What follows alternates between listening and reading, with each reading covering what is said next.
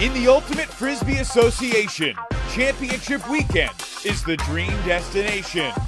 Each year, only one team in each division gets a chance to compete at the league's marquee event. And taking that last step toward the semis is often the toughest challenge of the entire season. Tonight, Carolina and Austin are both one win away from a trip to Madison as the Flyers and Soul take the stage for the 2026 South Division Championship game. Next. Every season begins with possibility. New faces, new expectations, another chance to become something more. But eventually, possibility disappears, and every team still standing faces the same question. What are you willing to give for one more game? Don't want to be. Back of the red zone and a Callahan layout. Oh, wow. And Joey Wiley does it again. Charlie now trying to point out in traffic, has to put it up around there in the end zone, and that is the dagger in the game winner. Austin wins. For the Soul, this was never just about a trophy.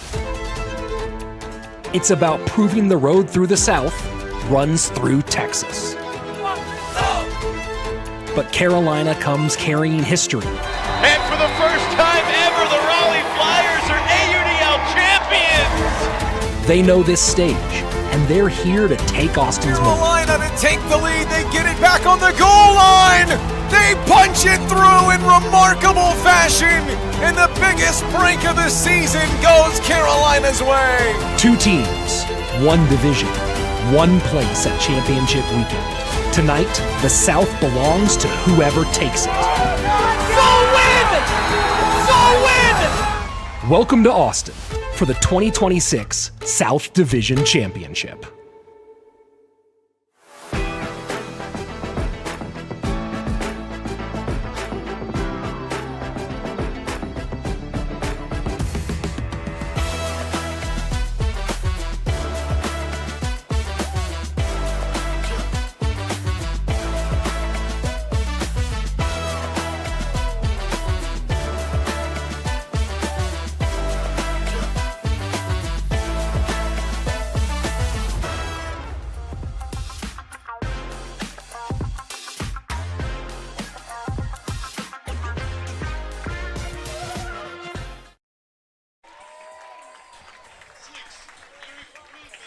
For the first time in Austin Soul history, the road to Championship Weekend goes through Texas. It's the 11-2 Carolina Flyers, the 11-1 Austin Soul, the 2026 South Division Championship presented by Delta.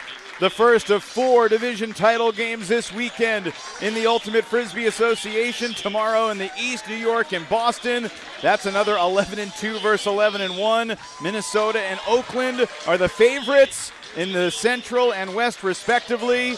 But this time of year, it's all about putting up or shutting up. You really never know. And we are so excited to welcome you to Free Friday Frisbee on a steamy summer night in Austin, Texas. Along with Rich Slayton and Mark Evans, I'm Evan Lepler. What a game we've got tonight. The Flyers won the only regular season meeting, but this feels like a 50-50 battle. Mark, you've played in a South Division Championship game before. What's the feeling right about now? That was one of my favorite Ultimate memories, Evan. And right now, out there, every single player on the field is trying to actually quiet their mind. They're trying not to think as best they can. In reality, it's nerves, it's excitement, it's fear. It's a good helping of exhaustion. It's been a long season.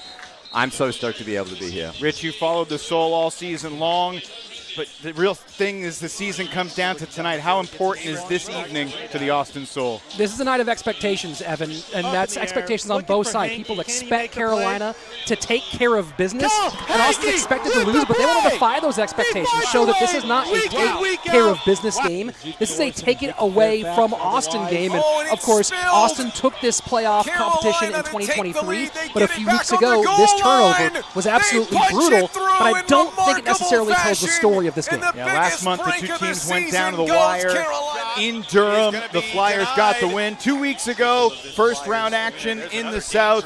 Carolina unbroken in the final 3 quarters. They were really sharp to make it here to Texas. They are absolutely a world-class team, and a big part of that is Jacob Fairfax, who's such a dangerous threat. He's, of course, one of the scariest downfield threats in the game, but he's turned into a thrower this year, which now means there are so many shooters on this team, you have no idea who to guard. I've played against Fairfax a number of times, and he is a brutal defensive matchup. Just both sides of the ball this year, are you kidding me? I think he's so athletic, and we talk about clutch, and the clutch factor with Fairfax is immense. Probably better than anyone else on this Carolina team. He's the scariest out there. Well, he turned 30 years old 2 weeks ago on Friday night, had 6 goals in that win over San Diego. He's obviously always dangerous on jump balls in the end zone, whether it's the middle of the quarter or the end of quarter. He's going to be an important matchup tonight. But the Soul have plenty of firepower, too, as we look at Fairfax, the new father, game face on. He's been in a lot of these big games through the years. For Austin, gentlemen, Kyle Henke has had a great career already, but the 28-year-old has had the best season of his career. How has he continued to grow and evolve his game and perfect his craft? He's a student of the game, and I think that he just has that gene. I don't know, the clutch factor, the gene. He previously, I mean, you're best known for this greatest play, but he has been a big body in the end zone. But this season has come into his own in the backfield, really generaling and moving the disc around, especially with, Duncan Fitzgerald being out for a portion of it. He took on a bigger load and has seen a lot of success there. This is one of the most important people to this franchise, to this team. And when you talk about this season, Evan, this has been a season hanging by a wire. 4 games going down to overtime. On top of that, not just those games going to overtime, but the number of end-of-quarter plays that this team has needed to score, whether you're talking about how this season started in Atlanta, where they had to score at the end of the fourth, score at the end of overtime, and then score in extra time and double overtime golden goal. And the disc always needs to be in Kyle's hands. There are a lot of guys who can shoot, but this is the guy who you give the disc to when it's all on the line. And young people are always in the front in their house. You're a kid, you're playing basketball, taking shots, counting down yourself. You can practice this all you want, but until you do it in a game, you don't know how your nerves will handle it. And these guys have been asked and answered. They can do it. You wonder how the Soul season and the Hustle season, for that matter, might have gone differently if that game had gone to a different result. Evan Swiatek, his 9th and final goal tonight in double overtime, and that was the first of 4 overtime games that the Soul played on their way to an 11-1 regular season record, the best in the franchise's history, and still there's a lot of chatter. They got 4 wins over Houston, 2 wins over Vegas. Is this Austin team for real? Tonight is their chance to show the world who they are. There is a lot of untested faces on this Austin team. You have a number that stay on from the 2023 bout, but there are just as many people that haven't gotten to that point, haven't passed through that threshold. And I think tonight you're going to find out whether they can or they can't live up to that expectation. Well, the Carolina O-line is going to start this game on the field, led by Jacob Fairfax and Alan Laviolette, and the youngsters out of Colorado, Tobias Brooks and Zeke Thorson, along with UFA Rookie of the Year candidate Jacob Louis, Grayson Sanner, a dangerous goal scorer, and Dylan Hawkins, who had 8 hockey assists in the first round game a couple of weeks ago. The most we've seen in a UFA playoff game this decade. 2026 UFA South Division Championship is presented by Delta. 0 calories, 0 sugar, 0 alcohol. Delta THC seltzers help UFA fans take the edge off and catch life's meaningful moments. Find your flavor and strength at drinkdelta.com. Use promo code UFA to get not 10, not 20, but 30% off a special South Division title treat. The wind, which has not been much of a factor here in Austin throughout the day, has picked up a little bit in these past 15-20 minutes. Mark, you've played in this venue before. What should we expect from the wind tonight? Do you think it'll die down? Do you expect it to be a fairly consistent factor? I feel a bit like a broken record coming on these and talking about the wind, but it is a consistent factor out here. The wind is going to blow from right to left on your screen, and we are standing on top of a grandstand that's sort of in the direction of the camera. And so that's going to break up the wind and make it really swirly up until about the third or fourth quarter, and then it's going to still out, and we're going to get a little more of that calm Frisbee. Rich, keys to the game are presented by victory. In your mind, what's most important tonight? For the Carolina side, exactly what Coach Michael Avila was talking about at the top of the season. This team has to start fast for Carolina. They got in trouble against Austin early in their regular season meeting, were able to bounce back, but of course that came down to the wire with that 1-goal differential. Carolina has to get out the gate quick here to get in rhythm. On the other side of it, it's Austin for defensive possession, and that can mean converting breaks. That can mean scoring. That can also mean sucking out the legs of these Carolina Flyers O-line players in this 92-degree weather. Every single time, every single minute that the defense keeps this Carolina offense on the field is a win for Austin. All righty. The 18-year-old George Gust launches the opening pull, and the 2026 South Division title game is underway.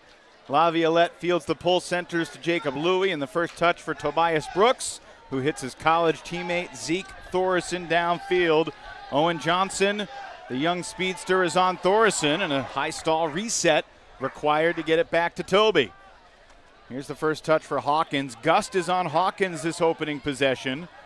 Downfield, Joey Wiley, dangerous defender for Austin. He's chasing around Jacob Fairfax. That was an open under there to Carolina, but I'm really enjoying the softer look that Seoul has put on here. I think Texas previously, very much a hard man-to-man, but there's a little nuance going out here on the defensive set that I'm really liking. Rich, who are the most important D-line presences for the Seoul tonight? I mean, you have to start with Matthew Armour. He's the D general. When the turn happens, he's the calming influence, but he's also one of the smartest handler defenders in a league where handler defense. And the game's first turnover. Fairfax's reset pops up, and an early break chance for Austin. And here's where you see Matt Armour do what he needs to do, and I love the trust they give to young George Gust. From the very first game this season, he has not been afraid of the moment. Two new coaches for the Soul, and Armour launches it high and over Fairfax's head, and it never really had a chance. Joe Iannacone and Casey Hogg, the co-head coaches for the Soul. Neither one of them was on the back shoulder of the sideline official contemplating an early timeout, at least aggressively. Don't expect that tonight, Evan. This is not part of the game plan for Austin to get the O-line on and that was quite the bobble. Tobias shoots it, looking for Hawkins. Dylan Hawkins able to run it down. That floated forever. One of the special things there about Tobias's throw is the spin rate that he puts on it. For anybody hucking downwind, spin rate becomes a lot more important. And you see at the air there where you might feel that it's going to die. Tobias's spin rate and that slingy forehand motion really allows it to hover in the air perfectly there for Hawkins. Great goal from Carolina. Hawkins to Sanner to punctuate the nearly 2-minute long opening point, where the Soul let a break chance go astray. That was just a miscommunication there. Armour not getting the read on Wiley under, and I don't love the choice of testing Fairfax in the situation, especially with the direction the wind comes in from that left-hand corner. That was a direct upwind backhand throw. It's a tough throw to make under any circumstance, but especially in the conditions we have here at Palmer Field. Braden Morrison with a spinning backhand pull into the wind. There were 4 members of the Austin Soul 20 that were questionable coming in. One of them has the disc right now. All 4 are playing. This is Duncan Fitzgerald. They get Duncan back. Also expected to see Jackson Potts make his season debut about 13 months after he tore his ACL near the end of the 2025 season. Of course, last season they didn't have Evan Switek. Here's Reese Bowman, one of the leading scorers for the 2026 Soul. And this is Potts, his first touch in 13 months. Wearing the knee brace on his left leg. He's been practicing for a while, and that's a hand block, number 1 for Drew Swanson. He's going deep. Christian Belis' throw to the end zone is on target, and it's 2-0 Carolina. A little nervous, a little timid from Seoul there. I think they had good motion, but the critical element of this and settling into it is just you kind of have to hit tight shots. I think that there were a number of options there in that sort of late stall situation that were looked off earlier on. And I think that in this moment, I really would like the Soul to buckle down, trust their skills and their throwers, and hit those tighter options. This is the kind of hold, Evan, that Seoul really need. You get your O-line broken once, that's one thing early in the game. Broken twice in a row, now you start messing with rotations. You have people out of sync with what line they're supposed to be with on the field. And this is one of those ones where obviously there's a ton of game left to be played, only 3 minutes down so far, but you want to take care of this one if you're Austin. Drew Swanson's streak of 13 straight games with a block came to an end in the San Diego game, but he gets an early one tonight, so at least one block now in 14 of his last 15 games. Early bookends for the Swan. Joey Wiley double teamed, and he got hand blocked by Trevor Lynch. There's no call. Belis picks up again at midfield, holsters the deep shot. Broadbeck active on the mark, and here's Siraj Mataraju, who's got an open Matt Tucker. Double team by Fitzgerald and Henke. A blading hammer into the wind, deflected, and was it caught? No, it's ruled incomplete by the head referee, Blake Grundy, as William Coffin could not stop rotation before it hit the turf. It was a confident up call from him, though, wasn't it? Feels like a must-score situation here for Austin early, and Wiley shows the strength through the contact, hanging on. Filthy grab from Wiley. Getting the read first. Such a core skill in this game. And the Solar on the board. It's Eric Broadbeck in the end zone. A huge hold for the home team. That is a whole lot of held breath being released at once in this stadium, Evan. That had disaster written all over it, and then the iffy huck to Joey Wiley. But one thing that's underrated about Joey, not the biggest body, but he's solid. He's a really strong physical player. He's really great at holding his space. You're taking a look at the hand block here, and a couple hand blocks early, certainly of concern, and that one's a really hard call to make for the referee. We're not going to see the Joey pick here, but that's one of his biggest strengths. Joey is great at body control in the air and holding his space. Jackson Potts picks up the assist in his first game in 13 months. What does Potts' return mean for Austin tonight? He's really stepped into this figurehead role in Austin. He came from a smaller college program locally and was kind of the guy, and then spent a little while sort of ingratiating himself with the Austin crew, but has now been a captain and a leader of this Seoul unit and double wide for a couple of years now, and has the mental maturity to take a step back from situations. There's a lot of hot heads out there, Evan. I don't know if I need to tell you that, but he is one that can hold it together in those high-pressure moments. And so it's been great seeing him come back, really lifting for the whole team here. Tremendous atmosphere here at the pitch. Not the Soul's first ever home playoff game, but it's the first time Austin is hosting the South Division Final. Winner tonight advances to championship weekend in Madison 20 days from now, Thursday the 27th for the semis, and then 3 weeks from tonight, a Friday night Frisbee we will never forget, the championship game. There's nothing like that championship atmosphere, Evan. I was there in 2023 when New York put a bow on their dynasty. It is so much fun to watch at that level. Wasn't fun to be a part of, but that's okay. You can't win them all. All right. Here's Tobias Brooks hitting Dylan Hawkins, still in his own end zone after an excellent Austin pull. The wind is kind of diagonal, but right to left as far as you're watching from home. Interesting again that we're not getting George Gust matched up on Fairfax. They're going to give him different looks tonight. They're going to call Thoresen for a travel for rounding off his step angle toward the next throw just a little bit. I saw that, and the whistle was a second late, but I think it was the right call. No major argument from Thoresen. Keep an eye tonight on Austin number 27, Brandon Dial, as he matches up against number 7, Grayson Sanner. This is a matchup that Dial really wanted. He comes in a little banged up tonight, but he was talking before the game about how much he wants to win that matchup. One of the 4 members of the Soul who are questionable coming into tonight. Here's Louis hitting Sanner, who bobbles but hangs on. Laviolette, a veteran of big games, puts it to space, floats it up there. Tobias Brooks rises up to make the catch.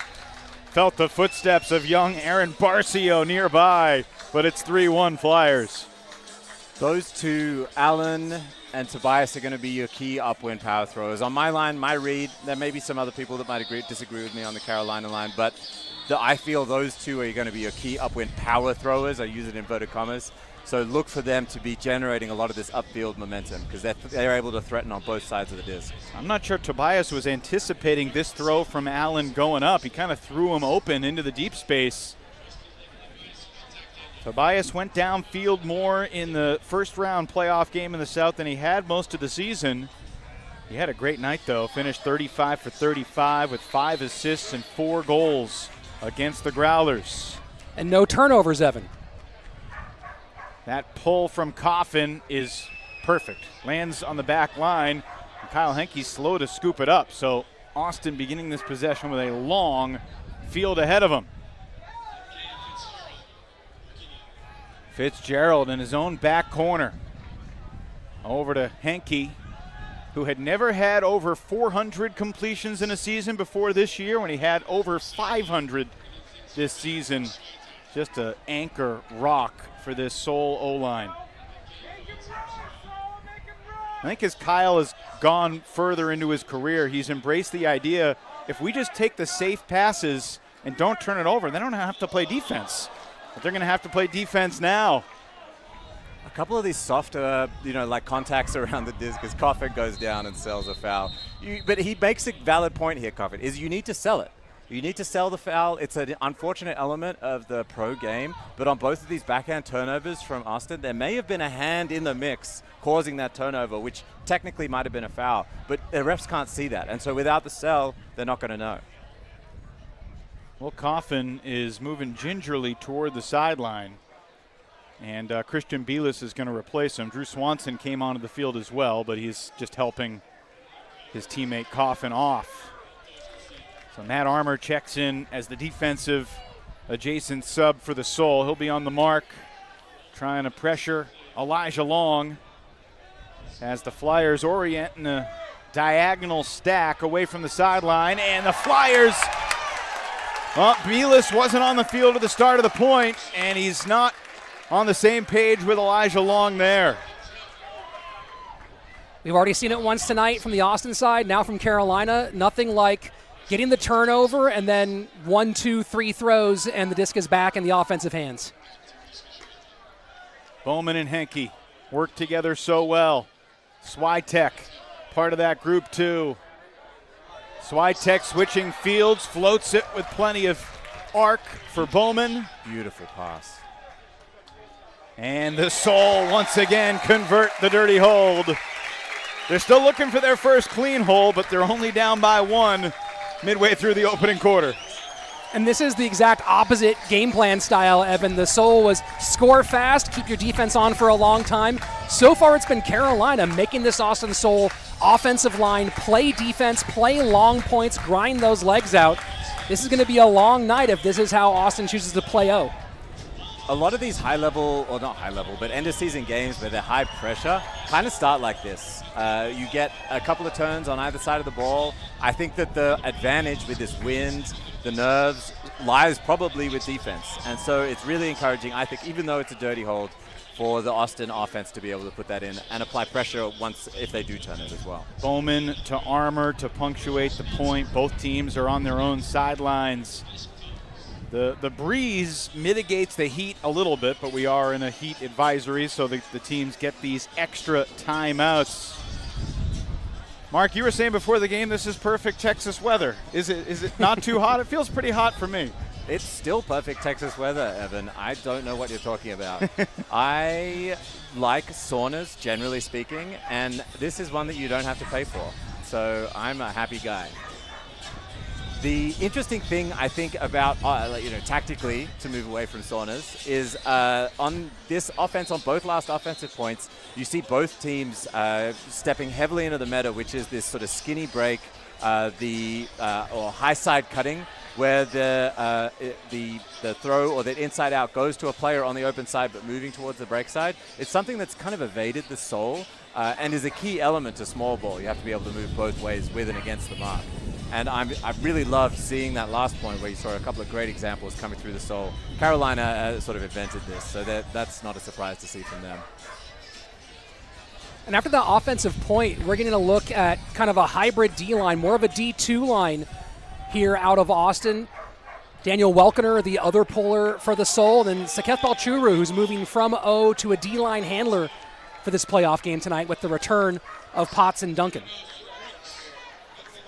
Here's Tobias Brooks working with Jacob Louie in the backfield. All the pulls in this direction have been forcing teams to start deep in their end zone.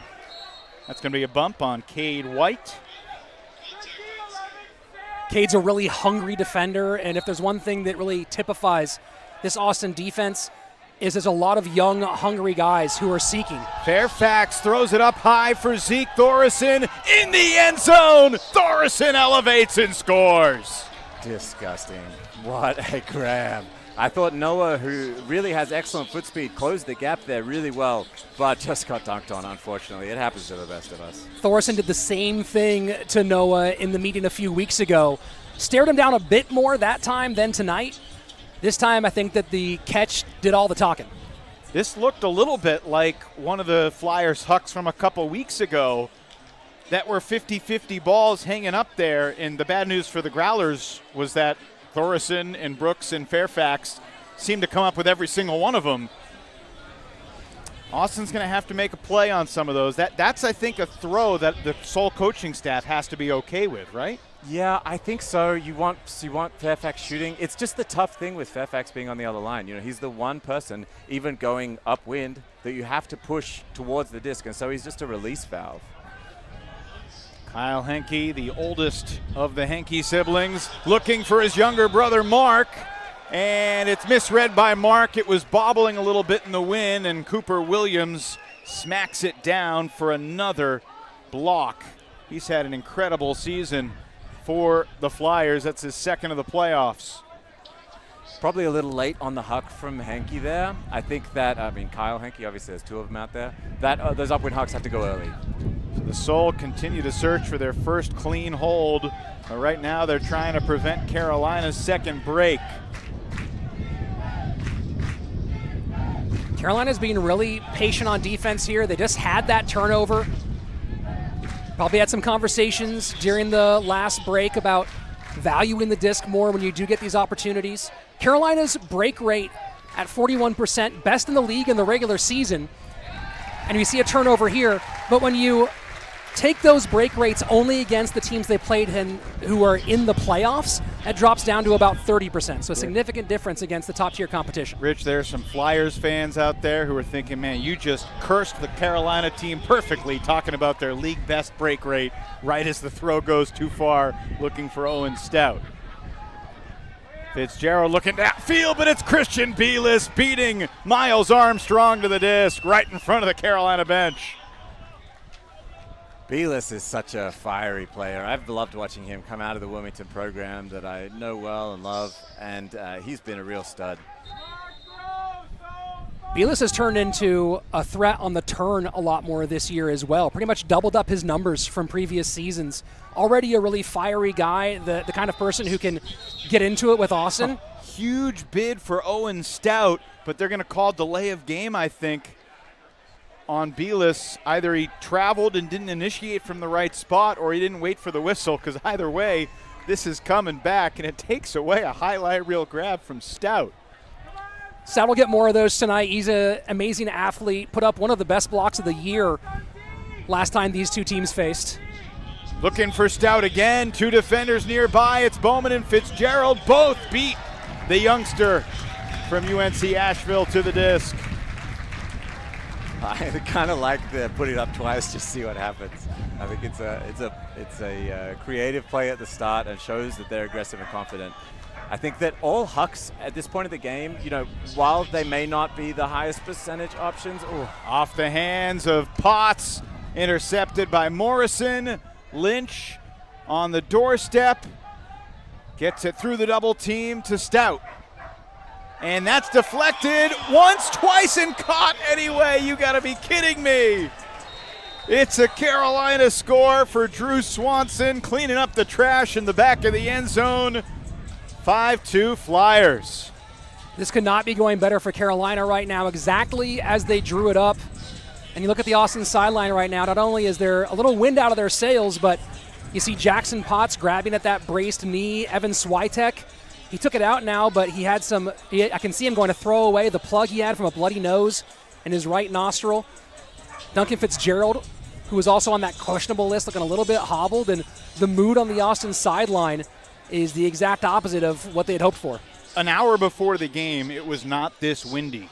The wind, I think, is far more of a factor than both teams perhaps anticipated coming in. A bunch of throws this last possession, wobbling, bobbing up and down in the breeze.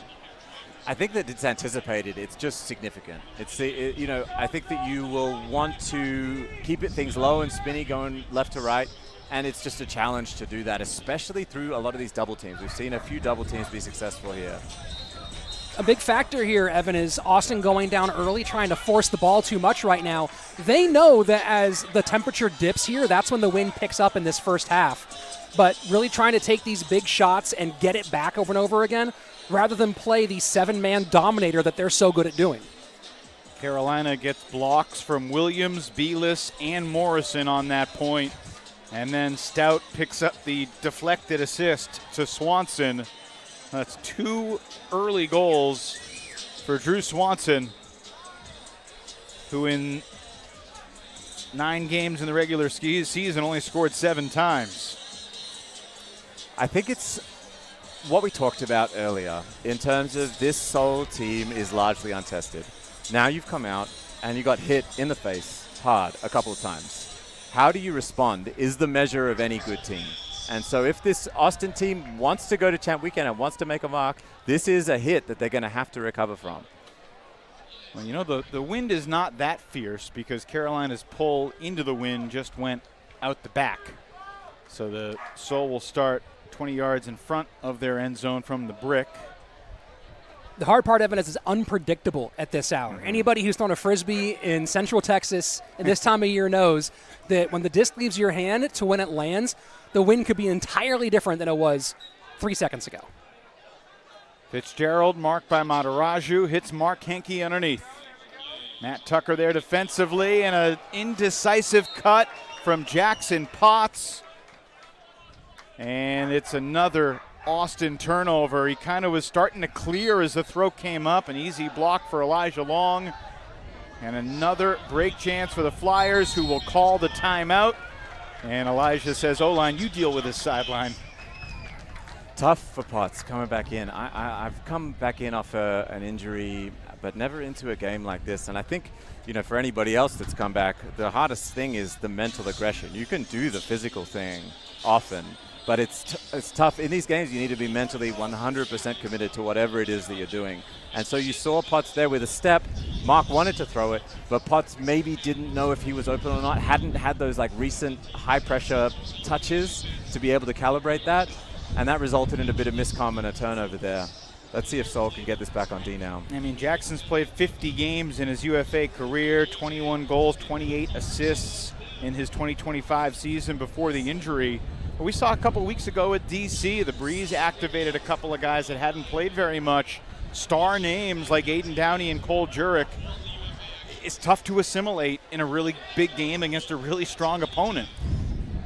It's interesting to see that Jackson is playing from the stack here, because the plan with bringing him back was to have another tall body to handle with Kyle in the backfield with all the poachy looks that happen from this Carolina defense. But they wanted to get him in the stack to get some early touches, and it seems as though that has gone the wrong direction rather than get him comfortable the way they had hoped. No double team, at least not initially, as Tobias Brooks prepares to initiate play. Louis Laviolette, Hawkins near Tobias in the backfield with Thorson, Sander, and Fairfax downfield. Louis determined to swing it even further and successfully maneuvers to Hawkins. 4 straight backhand breaks toward the Flyer sideline. 35 seconds in the half, and Carolina turns it over for the 6th time. This is not going to be a clean game tonight, Evan. We're already seeing lots of turnovers, and just as that one happens, you might be able to hear in the microphone, the wind has picked up right now. And now Joe Iannacone calls a timeout. Casey Hogg, the 2 Soul head coaches are going to get their O-line back out there. Remember, Austin will receive to start the second quarter. So there's a world if Austin can convert another late pressure-packed end-of-quarter strike, then they would need to convert a clean hole, which they haven't done yet. But this could be a one-goal game pretty quick. And you see a slight change to the O-line here with number 50, Matt Armour, defensive captain, coming on. This is a look at, you might call an X-line for Austin, getting a little bit of height out of Armour, and someone who's generally, the early turn notwithstanding, more chilly with the disc. Armour's excellent at the end of quarters as well. Has a similar, we talked a little bit in the intro about Kyle being the guy to take the shot late game, but Armour's another one that, maybe doesn't have the throwing prowess that Kyle does, or at least the same technique, but he certainly gets the job done and often will take aggressive and good options. I trust him at the end of games in these situations. 21 seconds on the clock. Look for Switek to initiate here. Already 11 different players in this game have at least one turnover. Tells you what kind of night it's going to be in just over 11 minutes. Oh, that's off Bowman's hands. Armour saves it. 10 seconds. Armour pivots. And did he travel? No, we got contact against Carolina, which is going to let Armour center the disc. Clock stops with 7 seconds, restarts on the release. Matt Armour is so good at drawing contact in those situations. Mark Henke in the end zone. 2-goal game with 6 seconds to play.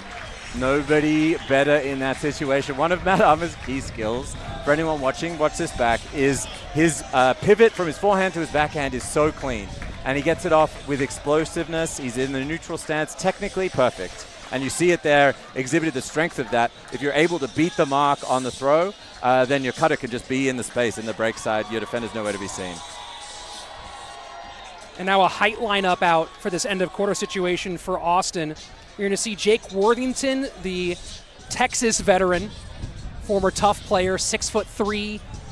One of the things that this team doesn't typically have is a lot of height. We've gained a little bit this season in Austin. And you're seeing about the tallest lineup that the Soul can field with 6 seconds left. They're bracing for Fairfax, Coffin, and Swanson, also Thoresen sprinting downfield. Tobias Brooks, and he was hand blocked. That's how the first quarter ends. Well, it began with a Drew Swanson stuff to get Carolina's first break, but Matt Armour does the job at the end of the quarter, denies the last second shot, and the Soul, despite not having a clean hold in the first 12 minutes, will have the disc and a chance to get back within one at the start of the second. Austin could not be more lucky to have a 2-point game right now in this situation. They'll take these few seconds and try to figure out how to restart in quarter 2. 1 down, 3 to go in the 2026 South Division Championship game presented by Delta. Flyers in front, 5-3. The Ultimate Frisbee Association is proud to partner with Victory. Elevate your game with Victory insoles and recovery footwear at VKTRY.com. Delta THC Seltzers. No calories, no sugar, no alcohol. Catch life's moments at DrinkDelta.com. Two Town Cider House, bringing the best craft cider for everyday celebration. Find yours at TwoTownCiderHouse.com. And Disc-It. Round Net meets Ultimate. Disc-It is the must-have portable game for every UFA fan. Get yours at DiscItGame.com.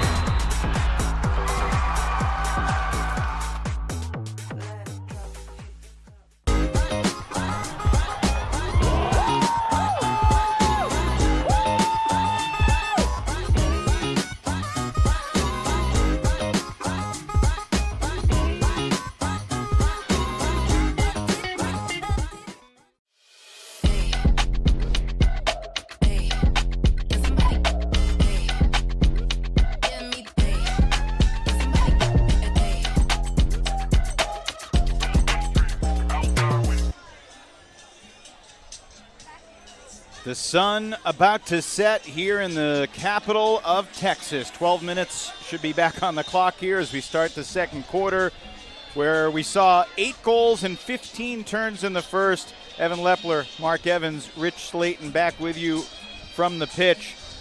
There were 3 teams in the UFA this year that went through the whole season without having a single game with 20 or more turnovers. The New York Empire, the Minnesota Wind Chill, and the Austin Soul. Austin's season high in turns was 19. I find it tough to imagine that they're going to continue that streak tonight, considering they got 8 turns in the first 12 minutes. Honestly, that's kind of news to me. This Austin team, you might start to qualify themselves as clean, but they're definitely a bunch of scrappers, and they love that as we get off here. Look, there's a lot of circumstance involved in that, but that's as good as it gets for the Soul. I'm not sure the clock started on time, but officially 15 seconds off the sideline pull, and Austin was on the brink of trailing by 4. Instead, they're back within 1. And I guarantee you, Evan, this was a conversation they had in the break. They said, hey, what are we best at? It's within 20 to 25 feet, you can't stop us. And it's 7 men doing that all together. This is some of the most quintessential goals in the way Austin plays offense. And if they can continue doing that and let this defense go and try to win a couple of points, this is a very different ballgame. Some important body language from the Soul, from emotional leaders. Matt Armour, the hand block at the end of the quarter. Mark Henke, the fist pump with Reese Bowman there after punctuating that quick point. Important to keep your head up. I talked about how are you going to respond after you get hit, and that is exactly how Seoul needs to respond coming out into this second quarter. And maintaining the same matchups on defense. Gust going against Hawkins, and now we see a Fairfax release. Brooks shooting for Fairfax. He beats Wiley, but Fairfax can't reel it in. Felt like he could have maybe run it out there. Anybody else think that maybe Fairfax could have run that out? Tobias has got a lot of float on his throws. I don't know. Tough, though. Soul with a look. Got his fingertip on it. Now the Carolina O-line forced to play D again. Here's Gust.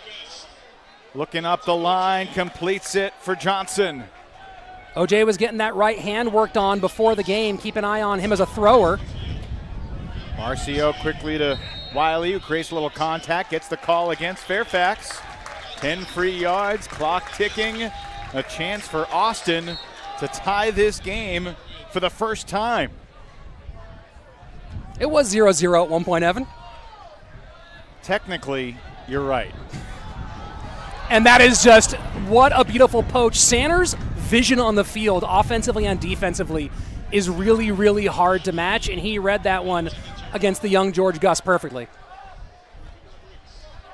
Hawkins shoots it crossfield for Thoresen. And another skying snag, kind of an awkward landing, and Zeke's going to take an injury on the doorstep to the end zone. Beautiful throw from Hawkins there. Really delicate and slow. I think that the temptation there is to snap that and get that there quickly, but he just put it on the outside in edge and let the wind carry it in there. Really high skill stuff. Bad news for the 2026 Callahan Award winner out of the University of Colorado. And an interesting twist for the Flyers, who have basically only had those 7 guys playing O-line. So Elijah Long steps in. If this is a long-term thing for Thoresen, long-term tonight, that's going to change up Michael Avila's rotations for all of his lines. And Brooks with a little bit of attitude towards Aaron Barcio. Brooks, a fiery young player, and maybe a little touching going on somewhere else on the field. Look at this throw, though. Just gets right over the hands of Wiley, and I think you're right, Mark. You probably could have run that one down, but you know as well as anybody that wind down there can make it hard to get that read.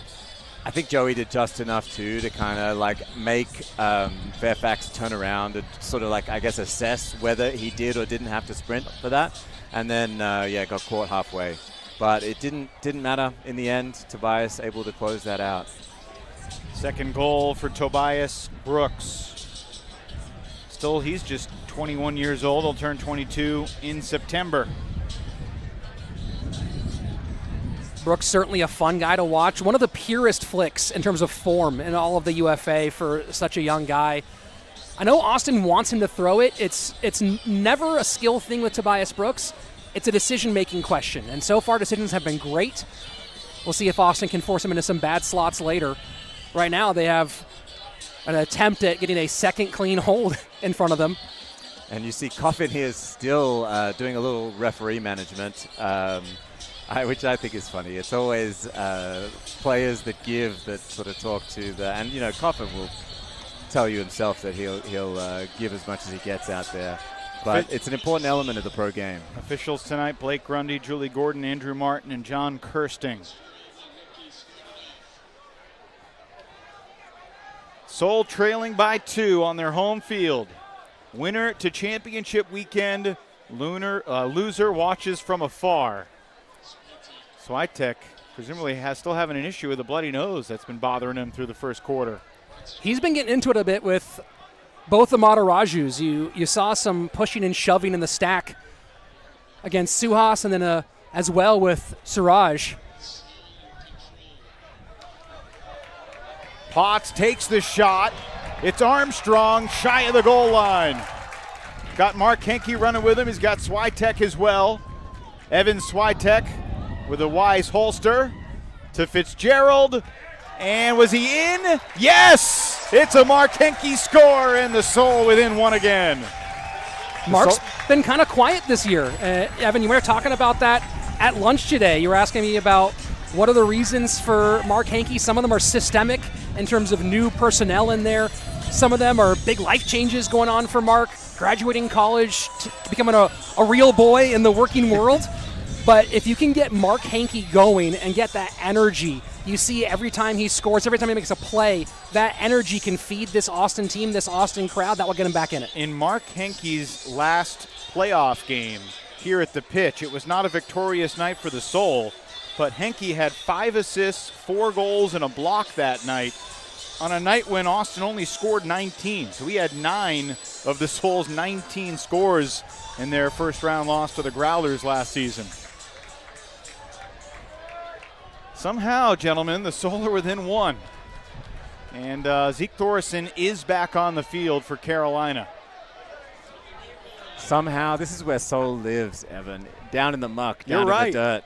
It reminds me a little bit of the Atlanta game 3 years ago in the South Final. Bring him down to our level. That's where we're at. Laviolette for Fairfax floated perfectly. Dime. Still work to be done, though. This is where Sander's really dangerous. One of the best red zone scorers for Carolina. And you jinxed him again, Rich. He threw it away. A lefty backhand eludes the bidding Brooks. Broadbeck looking to gain downfield, but it's the second block for Grayson Sander to get possession back. I like Broadbeck taking on that throw. He's one of the few on this line that is able to hit those upwind finesse shots. And so I don't mind that look. Was a bit on an island for a moment there. Stahl was getting high. Sander to Brooks into the end zone for Fairfax, who is met by the brick wall known as Jake Worthington. Everybody appears to be all right. Carolina back up 2 as we tick under 8 minutes to play in the second quarter. You know, Evan, we haven't talked about it at all. Not a lot of scratches tonight. Of course, Terrence Mitchell has been out for Carolina for a while. But the loss of Connor DeLuna for this Austin D-line, and when you talk about on the transition D, of course, Connor with 12 blocks this season, but it's the scoring ability of Connor DeLuna and the way he spreads out the field a little bit that makes such a difference. And you can see in a few of these moments, this Austin D-line just a little bit lost and a little bit stalled out in their offensive flow. DeLuna's a guy that always played with a ton of confidence against Carolina, too. An important swagger piece for the Soul D-line. Had a really good game a month ago in Durham. They're missing DeLuna right now. Got banged up at the end of the regular season against Houston.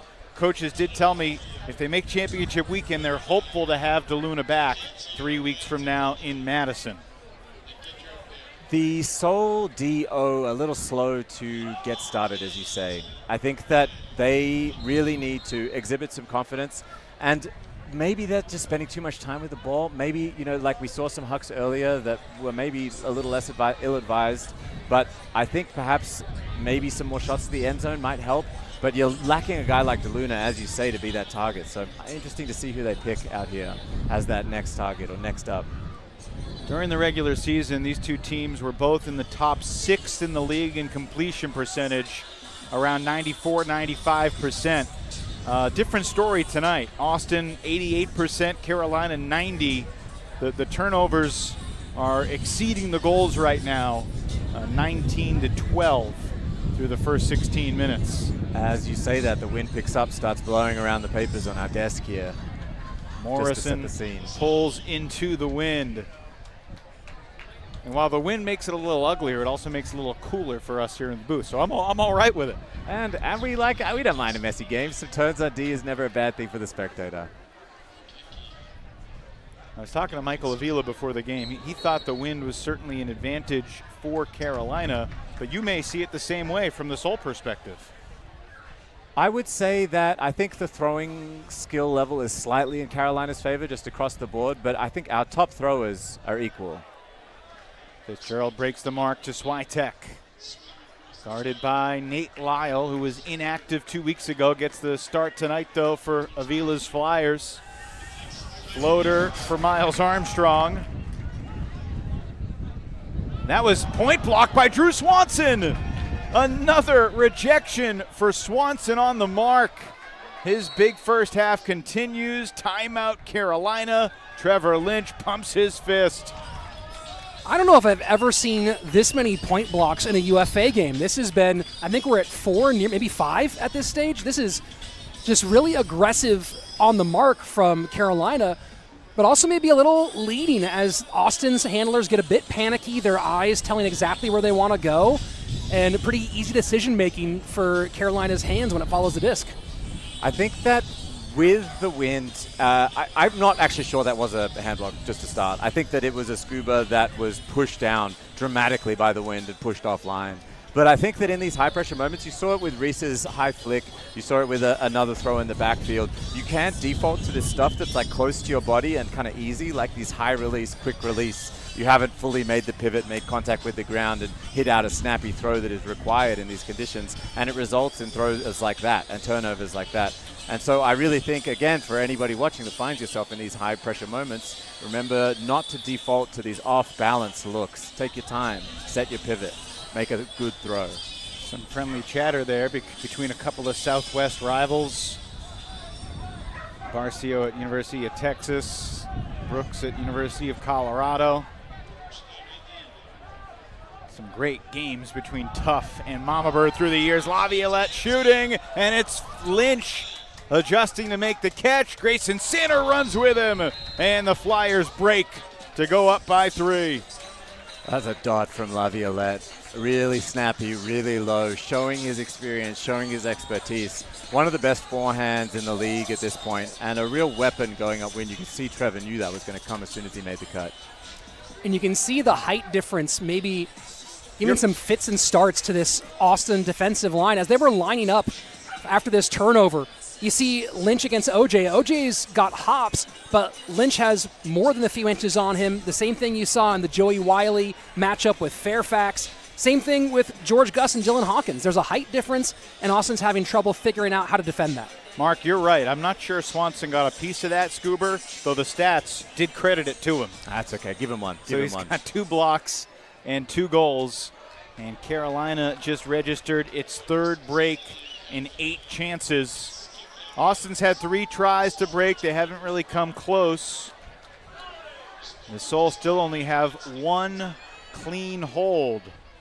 And that's going to be easily defended. And you see all the open spots were into the upwind. Bowman with no good options. Belis gets the touch on the block and then sneaks it through Brewer, and there's Mataraju. Siraj Mataraju has the goal. Just like that, in the span of about 30 seconds, the Flyers double their lead from 7-5 to 9-5. The Soul weren't far enough behind to start playing well. Now they are, and so now we're just going to see that same thing happen again that we saw in the first quarter. This is all part of the plan? This is all part of the plan. Mark my words.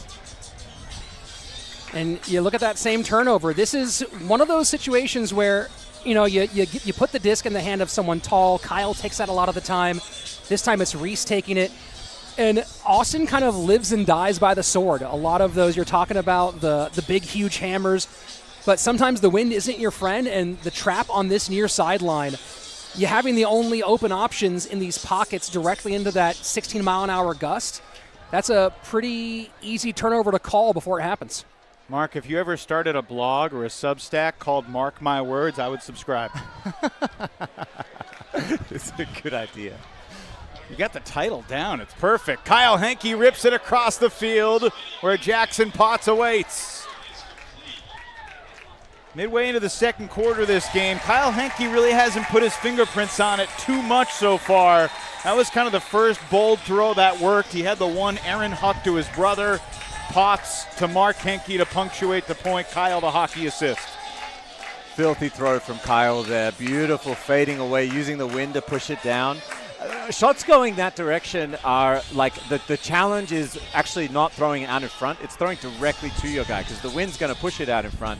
Jackson makes a great catch looking into the sunset, and Mark Henke clears that up.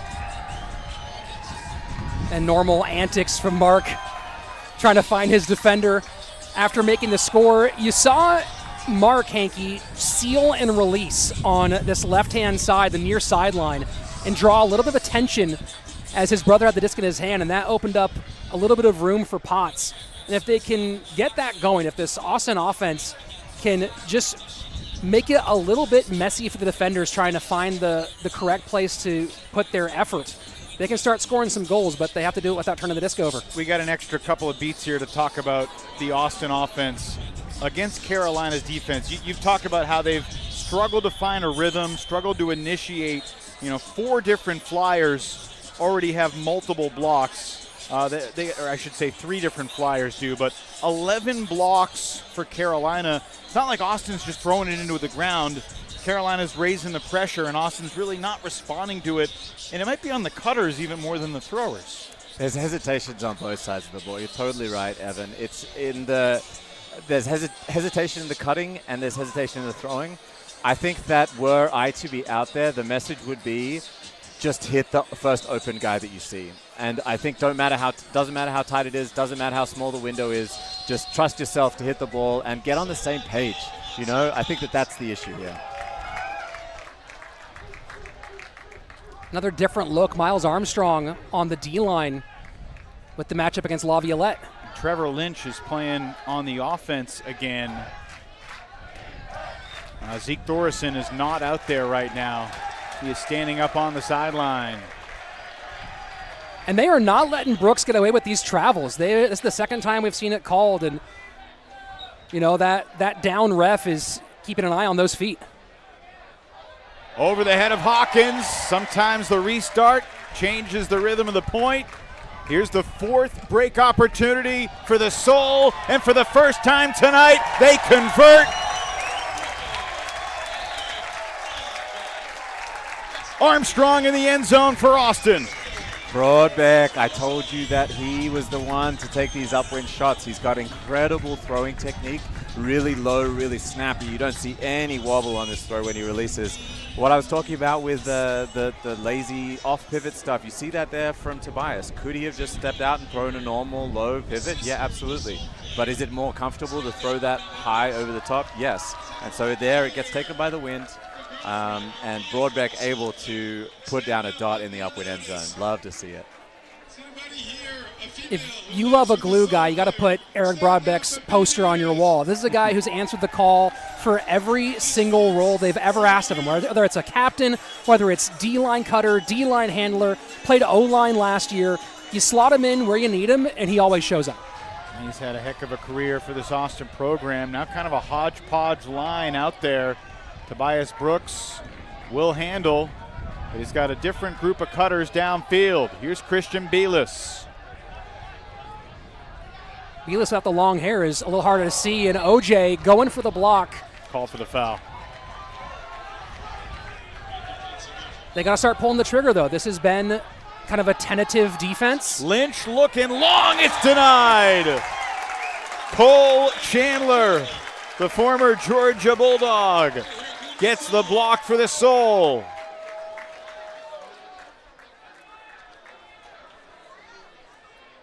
Can Austin march with the wind at their backs the full 80 to get within one? Here's Wiley. Gust was coming under, but he was covered. Wiley's looking for an option, and it's a sole timeout, probably right before Julie Gordon was about to call for the stall. So Austin burns its second and final timeout here with 3:50 remaining in the first half. Carolina led by as many as 4. Mark Evans said this is all part of the plan, and so far you are looking very clairvoyant, my friend. Maybe I've just been around this team for too long. I know the high highs and the low lows that accompany us all season. And guys, quick update here. Zeke Thorson headed to the trainer's table right now. Not sure what the conversation is, but he's come over to the near sideline. Not sitting down on the table yet. I'll give you updates as I have them. Try to maybe get one at the halftime, but definitely getting looked at by the medical staff. I do like Carolina's decision, if Zeke is going to be out for an extended period of time, putting Trevor Lynch out there rather than Elijah Long. In the moment when he left the game, it was on the doorstep. It was a good spot for Elijah, but the D-line really needs Long out there, and they value Lynch as well, but I think Lynch, they can afford to put Lynch on offense. I'm not sure they can afford to lose Long. They're sort of more of a one-to-one replacement with Lynch and Thorson, right, in terms of throwing and receiving talent.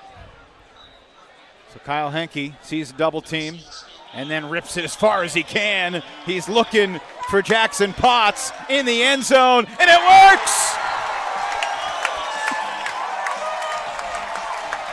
That's the soft part of this double team there. Kyle saw it going downwind. If I can get something that hooks over into that backfield space, Carolina's thrived off crowding around the disc in this double team. They have everybody there, and they just have one defender out back. And so if you're able to slot a good throw, that's what they're letting you have. It's one thing to see this throw. It's another to execute it. You saw the point. He maneuvers around the double team and just launches it for the big guy.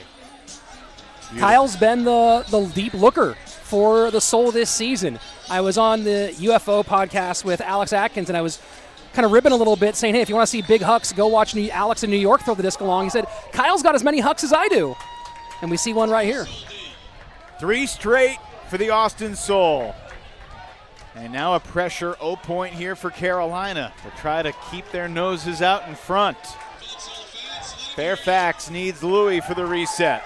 Marked by Palchuru. Closing in on 3 minutes to play in the first half. Energy picking up in the stadium here. Oh, Sanner threw it to Lynch, who wasn't looking, and Austin's got the disc down 1.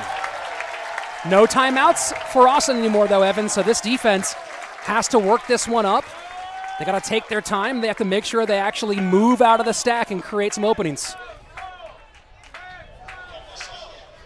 This is Welkener to Armstrong. He's played a lot of offense. Sanner was baiting it, but he couldn't get the disc. Broadbeck, a good gainer. The Soul looking for their 4th straight, and it's off the fingertips of Cade White. Noah Powell, a great athlete, and look at this. Laviolette shooting for Sanner. Grayson Sanner in stride as Laviolette was already on his way to the Flyers bench as Grayson ran that disc down. Unreal. Beautiful form. I love watching Allen throw forehands. He's so compact with it, so smooth and relaxed. I think that, one of the best forehands in the game. And when you're shooting to someone as speedy as Grayson going downwind, unfortunate for Noah, he's going to want that one back. It's just a little rushed. You know, you sense some urgency, you sense some finals nerves. Maybe he hasn't touched the ball that much this game. I know he hasn't, so tough for him there. But really good pressure from the Soul. 2 minutes, 20 seconds remaining in this first half. Standalone South Division final tomorrow night. Fire up all the screens you've got at 7 Eastern, Boston and New York. I'll be there with Charlie Eisenhood for the call at Hormel Stadium. Also at 7 o'clock Eastern, 6 Central, Indy at Minnesota. It'll be Ryan Baker, Kelsey Percy, and Nikhil Jain on the call from Seafoam Stadium. And then an hour later, 8 p.m. Eastern, 5 o'clock Pacific, the Spiders and Shred will get underway from Fremont High School with Sam Swink and Nick Tolfa on the call for the West Division title tilt. Braden Morrison is just enjoying the music. Well, this is the live music capital of the world. Evan, of course, we got the DJ on the 1s and 2s tonight. But depending on how the outcome is, he might go find himself on 6th Street seeing a band. Are there bands on 6th Street anymore? Don't ask me, dude. That's not my forte anymore. All right. Seoul had the disc with a chance to tie it. Now they're trailing by 2 again. Both teams have scored 5 goals so far here in this second quarter. Interesting Matthew Armour out here again. I think that they've made the choice just to pull him over, I guess just to shore up this O-line in the last couple of quarters. I'll be interested to see whether that continues. Henke, hammer, Potts, incomplete. Potts looked back. He looked back for half a second to see if the hammer was going to go up, and Henke made the decision before Jackson did, and now it's a break chance for Carolina. The conditions really calming down. As predicted, we get to the third quarter. Usually there'll be a bit of wind until the middle, and then we'll have a pretty still fourth quarter usually. Morrison. Tabilas. Flyers hitting the open hands. Stall resets as Potts left the 10-foot radius required to count the stall. Now Williams across midfield for Suraj Mataraju. Big mismatch in the backfield as a switch happens. Drew Swanson being guarded by Duncan Fitzgerald. Huge height difference, huge hops difference. Would have been a foul if it wasn't complete, but we play on. Final minute of this first half. And into the end zone, Braden Morrison has the break.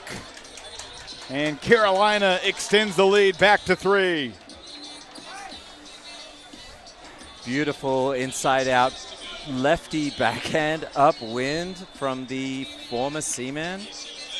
Definitely something that he would have learned in that Wilmington cohort, I'm sure. But he looked really calm and poised, Bilas. I think that was tough. That's a tough look. When you're the offensive team playing defense and you see somebody on that line with that amount of poise and patience, it can be a really defeating vision for you.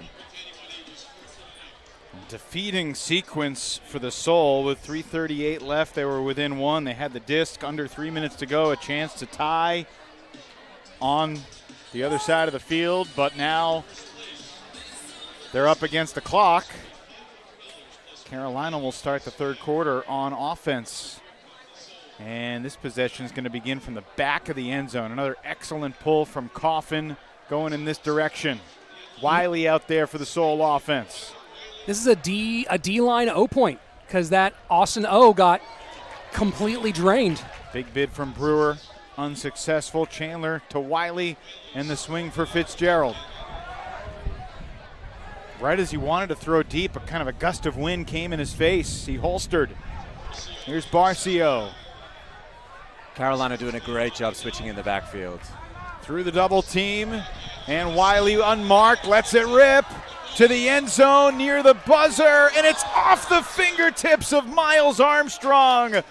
The pressure from William Coffin and Trevor Lynch nearby, preventing Armstrong from pulling that one in. That was a really nice throw from Wiley, and very well could have been a goal. But we've reached halftime mark with Carolina in front, 11-8. 3-goal game, obviously anybody's game. A lot to digest in that first half. What did you see on that last possession? That's tough. That's tough for Miles. He really, he's got to make that catch. You saw him get a hand to it. The thrower did the job. right here. Got to go up for it. Bit of a weird, didn't feel like he trusted his jump or something. I'm not sure whether he's having injuries bug him, but difficult way for Austin to end the half. But I'm going to say that Austin's got him right where they want him, Evan, based on previous quarters as we head into the halftime break. The end of this first half, Drew Swanson's a game-high +4 with 2 goals and 2 blocks. Tobias Brooks, 372 total yards, leads the way, but he also has 3 throwaways in a first half that featured 26 turnovers. It's Carolina by 3. Let's go down to the field. Rich Slayton standing by with Carolina coach Michael Avila. Thanks, Evan. I'm here with the coach of.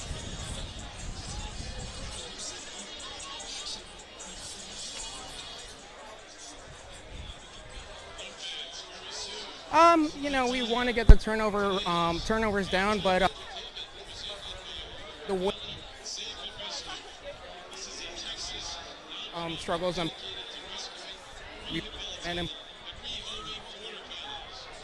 I think we're managing the condition.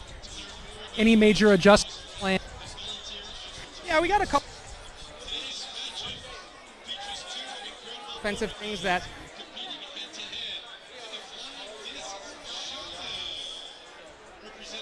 The way that they adjust into offensively, doing a really good job.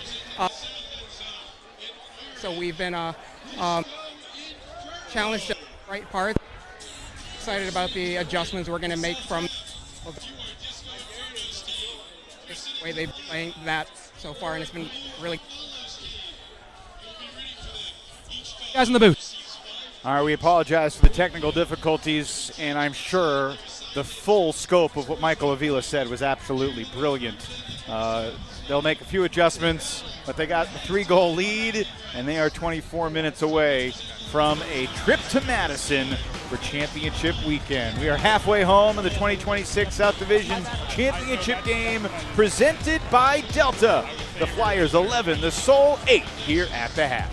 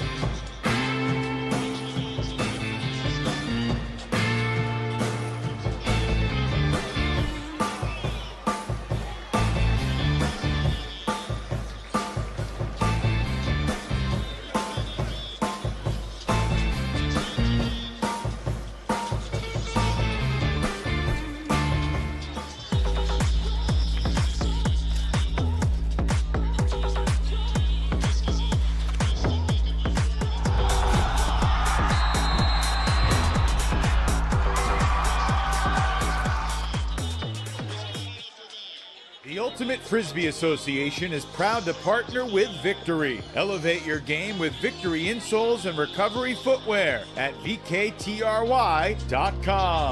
Delta THC Seltzers. No calories, no sugar, no alcohol. Catch life's moments at DrinkDelta.com. Two Town Cider House, bringing the best craft cider for everyday celebrations. Find yours at TwoTownCiderHouse.com. And Diskit. RoundNet meets Ultimate. Diskit is the must-have portable game for every UFA fan. Get yours at DiskitGame.com.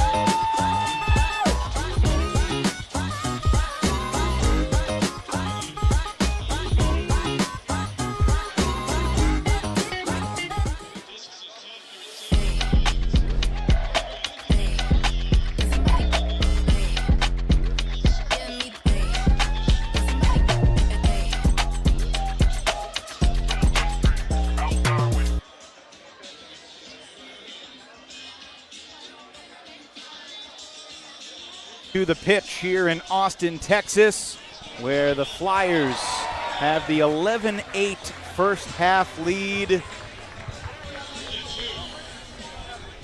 Evan Lepler with Mark Evans and Rich Slayton. And I think in just a moment we're going to hear from one of the Soul co-head coaches. You know, it was a little surprising to see the Soul move on from Stephen Nagy, who had coached this team since the turn of the decade. Nagy went 42-24 with 4 playoff appearances, helped the Soul get to championship weekend. Yet it's hard to argue with the results. 11-1 in the regular season. Joe Iannacone and Casey Hogg have pushed all of the right buttons throughout this 2026 season. Let's go down to the sideline. First, let's take a look at these stats, Mark. 12 turnovers for Carolina, 14 for Austin, 5 breaks to 2 in the Flyers' favor. Yeah, a little difference in the hucks. We see Carolina more happy to huck it. I think that might be just like a comfort under pressure thing. But really not much to tell here. 3 points difference, and I think that we're going to have a really tight third and fourth quarter. Feels like anybody's game. Now, let's go down to the sideline. Rich is standing by with Casey Hogg. Thanks, Evan. I'm here with Coach Hogg. Coach, this first half, definitely a dirty half, lots of turnovers both ways. You had your opportunities, but the D-line not able to punch it in. What's the conversation to get that offense on the turn cleaned up? That's a good question. We chatted about making sure we take care of the disc. Carolina's a really heads-up team. They're looking for any way they can make a block happen. So we talked about starting our cuts a little bit cleaner, getting into better spots for that disc, and more than anything, just making them work harder to get the disc back. How's the energy level of the guys right now? We see it kind of spiking and falling. How are you directing that to get the most out of them here in the second half? I think I told our D-line that if they don't let the offense play, we're going to win the game, and they felt pretty happy about that. So I hope our D-line intensity and energy is at 105% the rest of the way, and O-line can figure out what they want to do from the bench. Well, we look forward to seeing it. Good luck, Coach. Back to you guys in the booth. Thank you very much, Rich. We'll see you up here in just a minute. 11-8 Carolina leads. Flyers trying to get back to championship weekend again. They won the title, of course, in D.C. in 2021. They lost in a semifinal the year after in 22. They got back to championship weekend in 24, went all the way to the finals, upset by the Minnesota wind chill in the very windy conditions in Salt Lake City. And we'll see if they can get back today. Mark, when you think about the Austin Soul and what they need to do in the second half offensively to find a rhythm, what stands out most? We heard Casey talk about, starting the cuts a little bit more quickly. Does that make sense to you? It does. It's a difficult conundrum. Like how you don't want to touch an offense too much. You kind of just have to leave them and let them sort it out themselves. You put too many adjustments in play or put too much pressure on them and they'll fold. So I think that what I would say to them is just go back to the ball that has got you here, which is confident, aggressive, small ball in that 25-yard space, and the ability to cut with just a step of separation, maybe even less than a step of separation. Defender on your shoulder, and the knowledge that the throw is going to get to you quickly, and you're going to have to make the catch and then keep going. And then getting on that page, on that slightly faster page, we saw it once. We saw it once in that first quarter, out of the double team, bang, bang, bang. We scored in 15 seconds in the start of the second quarter, and I'd love to see that again. 8 teams are still alive in the pursuit of the 2026 UFA Championship. Tomorrow night at 7 p.m., New York at Boston for the East title. Indy at Minnesota for the Central title. Those games get underway right around the same time. And then an hour later, the Salt Lake Shred taking on the Oakland Spiders. How about the only rematch of championship games from last year to this year is the West? Salt Lake beat Oakland, coming from 3 goals down in the fourth quarter. In each other division, we have a different quarterfinal matchup in the 2026 season. It really speaks to those divisions. In the South here, we kind of have a 4-team race, and it seems like it's been a bit of a crapshoot this couple seasons, which team will put it together and not be the odd man out. Last year it was Carolina. This year it's Atlanta. I don't think anyone had that on their bingo card. There'll be some changes coming to Atlanta. Last year's South title champion. Best wishes to Tuba Benson Jaja. And that's deflected and blocked through the hands of Dylan Hawkins. Great awareness from Cole Chandler to get a piece. Early third quarter break chance for Austin. Maybe even more important is the willingness to holster there and just work it up between the young players and George Gust and OJ. Chandler released, they didn't send it. Wiley had it blocked by Fairfax, but it's caught anyway. Aaron Barcio in the end zone. That's a tone-setting score for the Austin Soul here in the third. A bit of Carolina's own medicine there. Somebody sneaking around the back for a breaks ID. You see it here. Cole Chandler, great heads-up play to come from the blind side and do just enough to get Hawkins off balance and unable to make that throw. But the extra patience here on that D-line, right? This is what we talked about when I was speaking with Casey Hogg down there on the sideline, is how do you convert these breaks rather than give it right back? And you saw a bit more maturity there between the young players. And that's the level that has balanced out between these two teams, between Carolina and Austin. Previously, Austin was, if you got the patience slider, Austin was way down on the patience scale, and Carolina was way up. And I think that has equaled out a little more. Austin 2 for 6 on break chances in the first half, 1 for 1 here in the second half. It's a short point, so still some of the same faces out there. William Coffin, Owen Stout, Cooper Williams joined this O-line possession, and Zeke Thorson is now back on the field too for Carolina. I know Chambers wants that matchup again. Interesting thing about Noah Chambers is his big weapon is his speed. You don't see him lay out on D a ton. Another Flyers turnover. Wiley with a patient swing. Welkener smoothly moves it over to Powell. Is Austin going to go the length of the field and deliver back-to-back breaks to start this second half? Palchuru played a lot of O-line this year. Comfortable to Welkener. Welkener, former Dallas Legion, comes over to Austin. Palchuru on the doorstep. To get this goal without having to take a timeout would be huge, and Austin's within one. How about this start to the second half for the Soul? Worthington in the end zone. The last thing that you want is a mud fight with the Austin Soul on a hot summer night.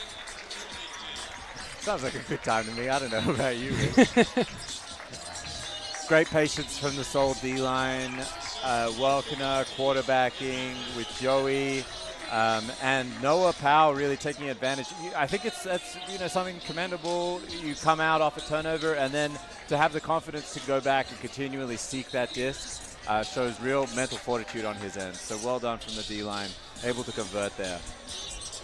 Tobias Brooks right now is a minus on the night. What I mean by that, he's got 1 assist, 2 goals, no blocks, 4 throwaways after that last one. That's the game plan for Austin. They wanted Toby to be handling the disc more, taking some risky shots, make him make decisions. And when that's happening, it's working well for Austin. It's coming undone for Carolina. Fairfax's throw into traffic, smack down. Dial takes the shot, looking for Gust in the end zone, and Fairfax ensures that Carolina keeps its lead for now. George just hearing some footsteps. Good athlete, but the big body of Fairfax just breaking it up.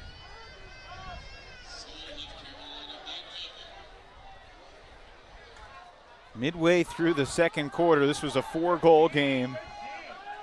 Austin just had the disc with a chance to tie, and who knows what other kind of crazy stuff we've got in store over the next 21 minutes of game action. Austin would love to keep them trapped on this sideline. This is where it's hard to throw off of with that wind coming from the backhand side. Aviolette got away with a little tiny push off on Armstrong, and now Sanner launches for Fairfax. He's got Dial beat. Fairfax flips it to Dylan Hawkins for the Carolina score. there is a little something about Fairfax being a cheat code. When things aren't going well, just throw it to him deep, and that solves the problems usually. Yeah, you can see Fairfax out the back just waiting for that one. On the defense, but on the offense is what I was talking about. Defensive side up here, I think Brandon Dow, if he'd thrown that the first time, but he just hesitated there, you could see, and then gave Fairfax an option to come in. So I think once you hesitate, you can't really go back to that option. But great D, a few in a row for Austin there. We take that, or they take that. Obviously, you want to get the break there. You want to tie the game. You can't take moral victories as the clock begins to wind down. Still early in the third, obviously, but every time you can take a little bit of legs out of the O-line, that's insurance, that's money you're putting in the bank for the fourth quarter and for where this team thrives in overtime. Austin's only loss all season in the 11-1 campaign came at Carolina last month on July 10th, 4 weeks ago tonight. I was watching it on my iPad at the Blue Door in St. Paul, Minnesota, the night before that Boston-Minnesota game that was a thriller. Of course, the Soul bounced back in Atlanta the very next night.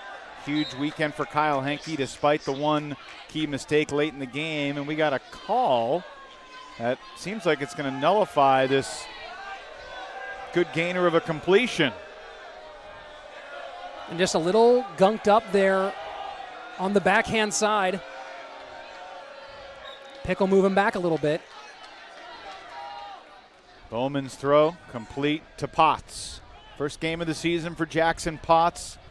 He tore his ACL July 5th, found out from the MRI that it was indeed a torn ACL 6 days later. Had surgery a few weeks after that, so we're basically 12 months removed from his ACL surgery. Potts takes the shot, and there's a collision in the end zone between Stout and Armour. And even though the drop came before the contact, that's a foul on Owen Stout, and it'll be Austin's disc on the goal line. Armour creates some contact, pivots through it, gets a refresh of the stall again.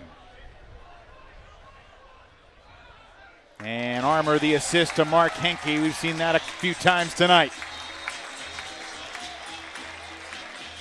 This move to take Armour to the O-line, certainly giving them a calming presence, and we're seeing him pick up the disc in a lot of these moments.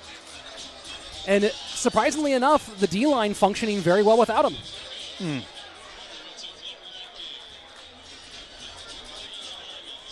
Yeah, he is a real stable presence. I'm not sure what the trade-off is. On one hand, you want a stable O-line. You kind of need to stack your O-line in order to be able to take advantage to stay in the game. And on the other side, it's like, we have a 1 or 2 point deficit after this next. If Carolina holds 2-point deficit, that we need to claw back somehow. So it is placing a lot of trust in the rest of the D guys to get it done, which I like, and I'm interested to see how it pays off and whether they continue to tighten lines further as the game progresses. Well, it's a heat timeout, but the Soul are using it as a converse with the officials timeout. Reese Bowman still talking with one of the referees, and Casey Hogg was out on the field talking with Blake Grundy and Julie Gordon. Not sure if it was about the sequence with Bowman that forced him back 10, or perhaps the contact in the end zone there between Stout and Armour. What a night here in the state capital of Texas. And for those of you who are joining us who aren't as familiar with the game of Ultimate, you're talking about that disc being past the play already, but player safety, a big priority in Ultimate at all levels, a key driver in how officials do call the game. And there's been an increased emphasis on that this season, and we've seen it right here on this field about 14 weeks ago. One goal game, midway through the third. That disc, one referee called it in, one referee called it out, and now it's ruled out. Landing on the line is out, so it'll be Brooks trotting it to the brick. Brooks, Louis, Fairfax, Hawkins, Laviolette, Sanner, and Thoresen back out there for this Flyers O-point. Jake Worthington on Fairfax as he releases. And you see the attention that Jacob Fairfax draws, pulls George Gust off of Laviolette, and that leaves Allen completely alone with the disc for an easy hammer. Fairfax all alone in the end zone. And another beautiful toss from Allen Laviolette, who had something of an injury-plagued season. His numbers way down this year. He only participated in 5 regular season games. But he said before the game, feeling about as good as I could expect to feel at 37 years old. Oh, I wish. And he is a marvelous thrower of the Frisbee. Well, especially when you give him that much space. And this is the black hole effect that a player like Jacob Fairfax creates. He cut deep with Worthington on trying to pick him up, and that pulled 2 other defenders to help on the deep look, including George Gust, who had Laviolette in that sequence. And you can't leave one of the most elite throwers in league history alone like that and expect it not to be a goal. Kyle Henke shooting for Evan Switek. To the back of the end zone, Switek has the room. Another honing missile from Kyle Henke. How does he do it? Stinky Hanky lobbing one up. He has been on tonight with the Hucks, and he's really the only one doing it. I mean, we've had a couple from other players going upwind or going in the other direction, but he has been in gear for this Austin Soul line, and it's a testament to his throwing skill that he has really built up, this season specifically.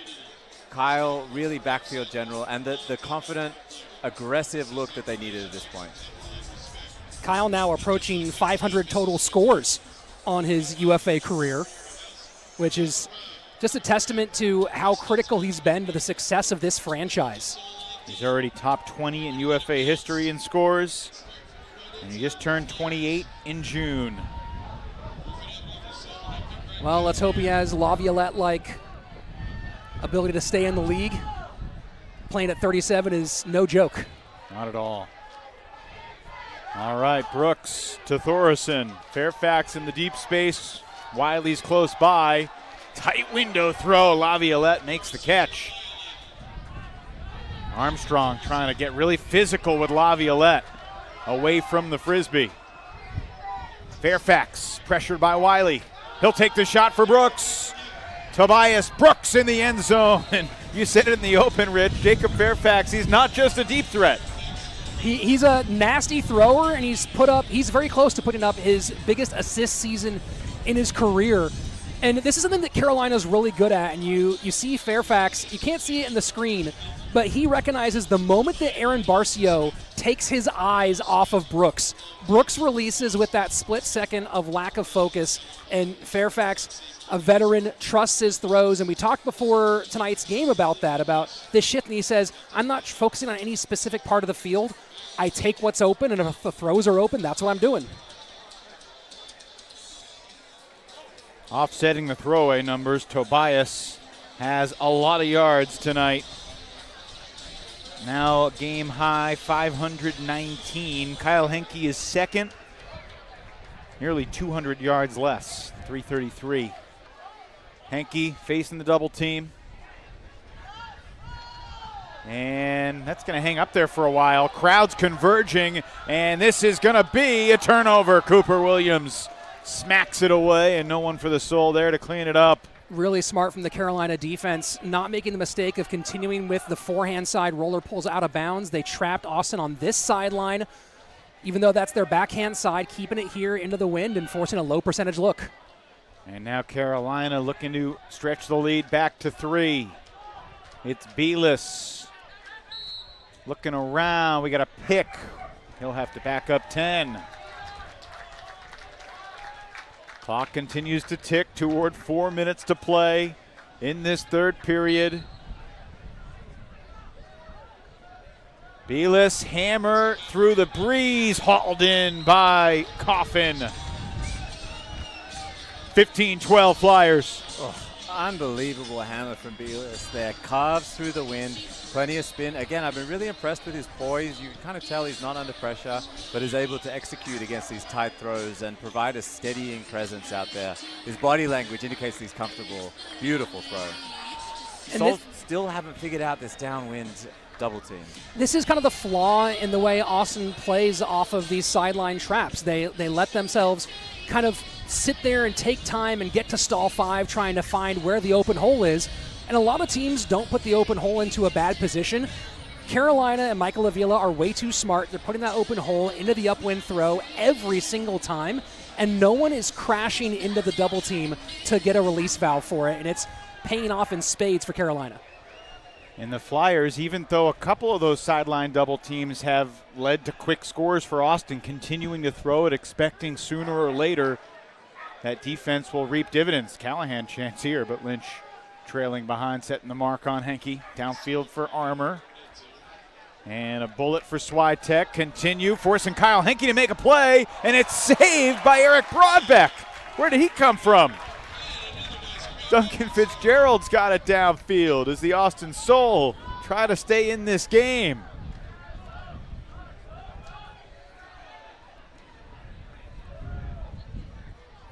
They'll want to get Mark out of the backfield here as soon as they can. And that will give Austin a really nice opportunity as they walk it up a few. Contact call gives a free 10 for Fitzgerald and the Soul offense. Duncan Fitzgerald, primarily a defender during his time in D.C., came to Austin, immediately an impact player. Huge part of the Soul's 2023 South Division shocker in Atlanta. And here's Henke. Reset for Armour. That's well done. The vision from Kyle there to see the give and go 25 feet off the goal line. He knows that disc is coming right back, and that almost ran like a play from a stop disc. The fact withstands that Soul have to figure out this downward double team. We're going to see that again, maybe 3 times this game. And I think they're 0 for 3 so far. And so I think that if I'm the Soul coach right now, I'm having to think about what I want that tactic to be. Do I want to overload around the disc? Do I want to encourage my throwers to take a deeper ball and try and hit the over the top so they're leaving open? Either way, it's a question that needs to be answered. Well, look, Kyle Henke is probably going to be the guy making the decision with the disc in his hands. I think if Austin's going to win this game, he's going to have to do some work with his legs downfield as a cutter. This decade, he is the only player in the UFA to have at least 16,000 throwing yards and at least 16,000 receiving yards. He's the only one since the beginning of yardage tracking to be above those plateaus in both categories. He's done it more with his throws this year, but we saw right there he's still dynamic downfield. Well, I don't think there's any question in any Soul fan or family's mind that one day number 23 will be a retired number here in Austin. We hope that that's kind of a long way away if you're a Soul fan, but it's that exact thing you're talking about, Evan. It's that you don't know where he can get you, but he has to be able to get released. And so far, there hasn't been opportunities to really release him and turn him into a downfield threat. And Austin's offense has been at times predictable. And Carolina is just too elite of a team on defense for that to work. So 2:42 remaining in the third. Daniel Welkener to launch this pull with the Soul trailing by 2. Flyers took the lead just about 2 minutes into the game. They have led ever since. Austin's had the disc to tie, but they have not been able to get level. And yet they have not gone too far away either. The most they've trailed by is 4. That one. Jacob Louis accelerates and then does a little slip and slide. Somehow gracefully came to his feet. Thorson pressured from behind, launches long. There's a contact call. The whistle blew. The disc is on the ground, but it's coming back. And it's going to be a foul against Austin's Cade White. If you could foul out of a game in the UFA, Cade White would be closing in on it. It's not a rule yet. I've argued that it should be. I think 4 fouls and you're out. You're preaching to the choir, Evan. I think that's a great call. I think it would stop. But how about the pressure from Welkener? Gets the block on Louis. Chance for the Soul to cut this 2-goal gap in half. Wiley, such an important presence for this Austin D-line. Beautiful break throw for Welkener. Looking off to continue for Worthington. Instead, down the middle, it's Armstrong. Armstrong looking, end zone. Thorson gets a piece. Austin scores anyway. Cade White has the goal. 1-goal game. Evan, everyone in this stadium is very glad there's no foul-out rule because Cade White just put this whole team back in this game. The body control, the awareness, keeping his foot just barely in bounds. And we'll get a look at the replay here in just a moment. And the unsung hero here, I think, is going to be Daniel Welkener, not just the turn. And you're going to see the block here. But then he sees that Paltruru doesn't come up quickly enough, gets on the disc, and just look at the focus from Cade White. The Soul are not going away. The defensive confidence with the disc there is what I like to see. Yes, it was kind of a sketchy throw. Yes, Zeke made a play. But the Soul were moving quickly and hitting first looks. And I think that's going to be so important as we get down to the crux of this game. Oh, what an incredible bidding grab by Belis to maintain possession. This Flyers D-line functioning as an O-line here after the break. Belis again gains yards to Stout. 21-year-old connects with Lynch. Up line, Owen Stout wide open. And a whistle was blown, and are they going to give Carolina the continuation? It doesn't look like it. So I think Trevor Lynch is going to have it, and he wasn't within 10 yards of the end zone either. He's about 13 yards away, so he's going to be on the sideline just a few yards out. Still a 1-goal game. And now we got contact against Austin, which allows Lynch to center the disc. There's no such thing as a gimme in the South Championship game late in the third when the margin is 1. More contact. The Soul defenders are being very physical, chasing around these Carolina cutters. It's clearly part of the game plan. And Lynch squeezes it through. Williams has the goal, and some talk back and forth as the Flyers stretch the lead back to 2.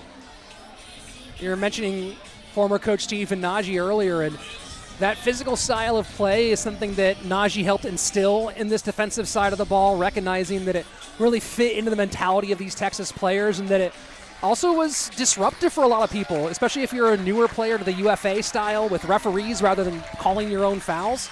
And it's something that is stuck here and continues to be a hallmark of the Texas defense. And you see, Williams there with maybe a little protestation on the following bid from Barcio, and there's been some words back and forth there. That's not the first time. And Austin has a case that Trevor Lynch pushed off on the mark because he did. So it's going both ways. I think that it's been really consistent out here. Both teams are really physical, especially around that front of stack and in the dump space. Both teams are shoving and pushing and trying to get an edge physically. And the refs are also, to their credit, holding both sides accountable to that. Hey, Mark, what's it like as a cutter in the stack when you're feeling that physicality? How do you fight through it? You have to try and use it to your advantage. You also kind of have to fight back. You have to play sort of some hand tag and try and push them off balance and get their hands away from your hips where they normally are. And so it's a distracting element of the game, but it is a fun part of professional ultimate.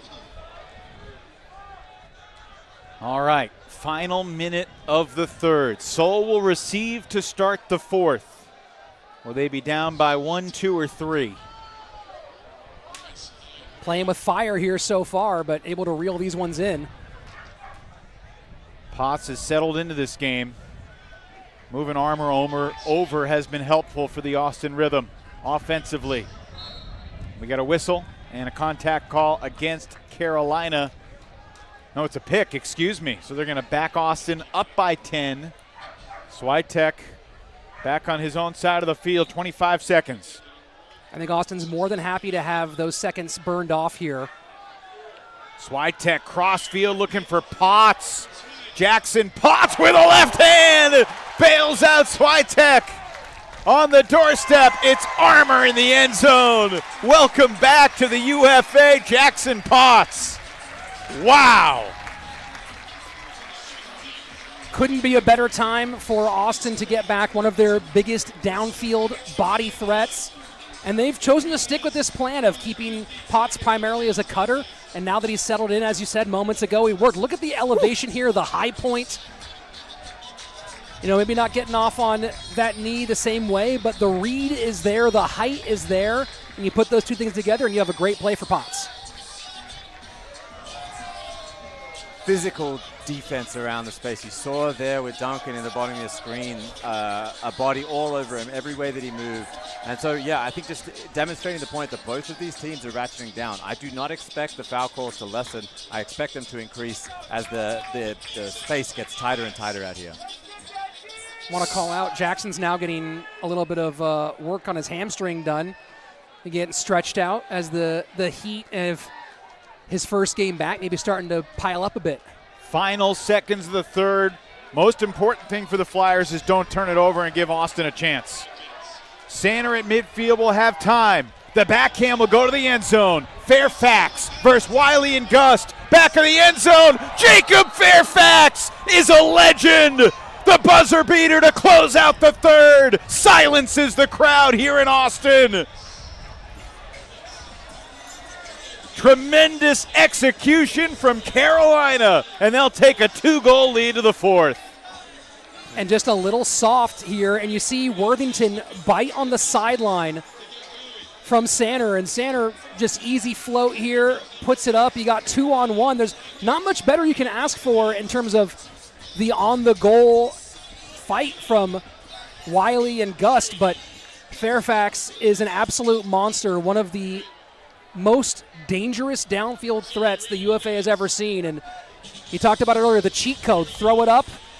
You can't have 50-50 balls. You apparently can't have 70-30 balls against him. Game-changing moment from one of the all-time greats. Fairfax hauls in the Sander shot with no time left to double Carolina's lead. 3 down, 1 left, 12 minutes remaining. Austin trails Carolina by 2.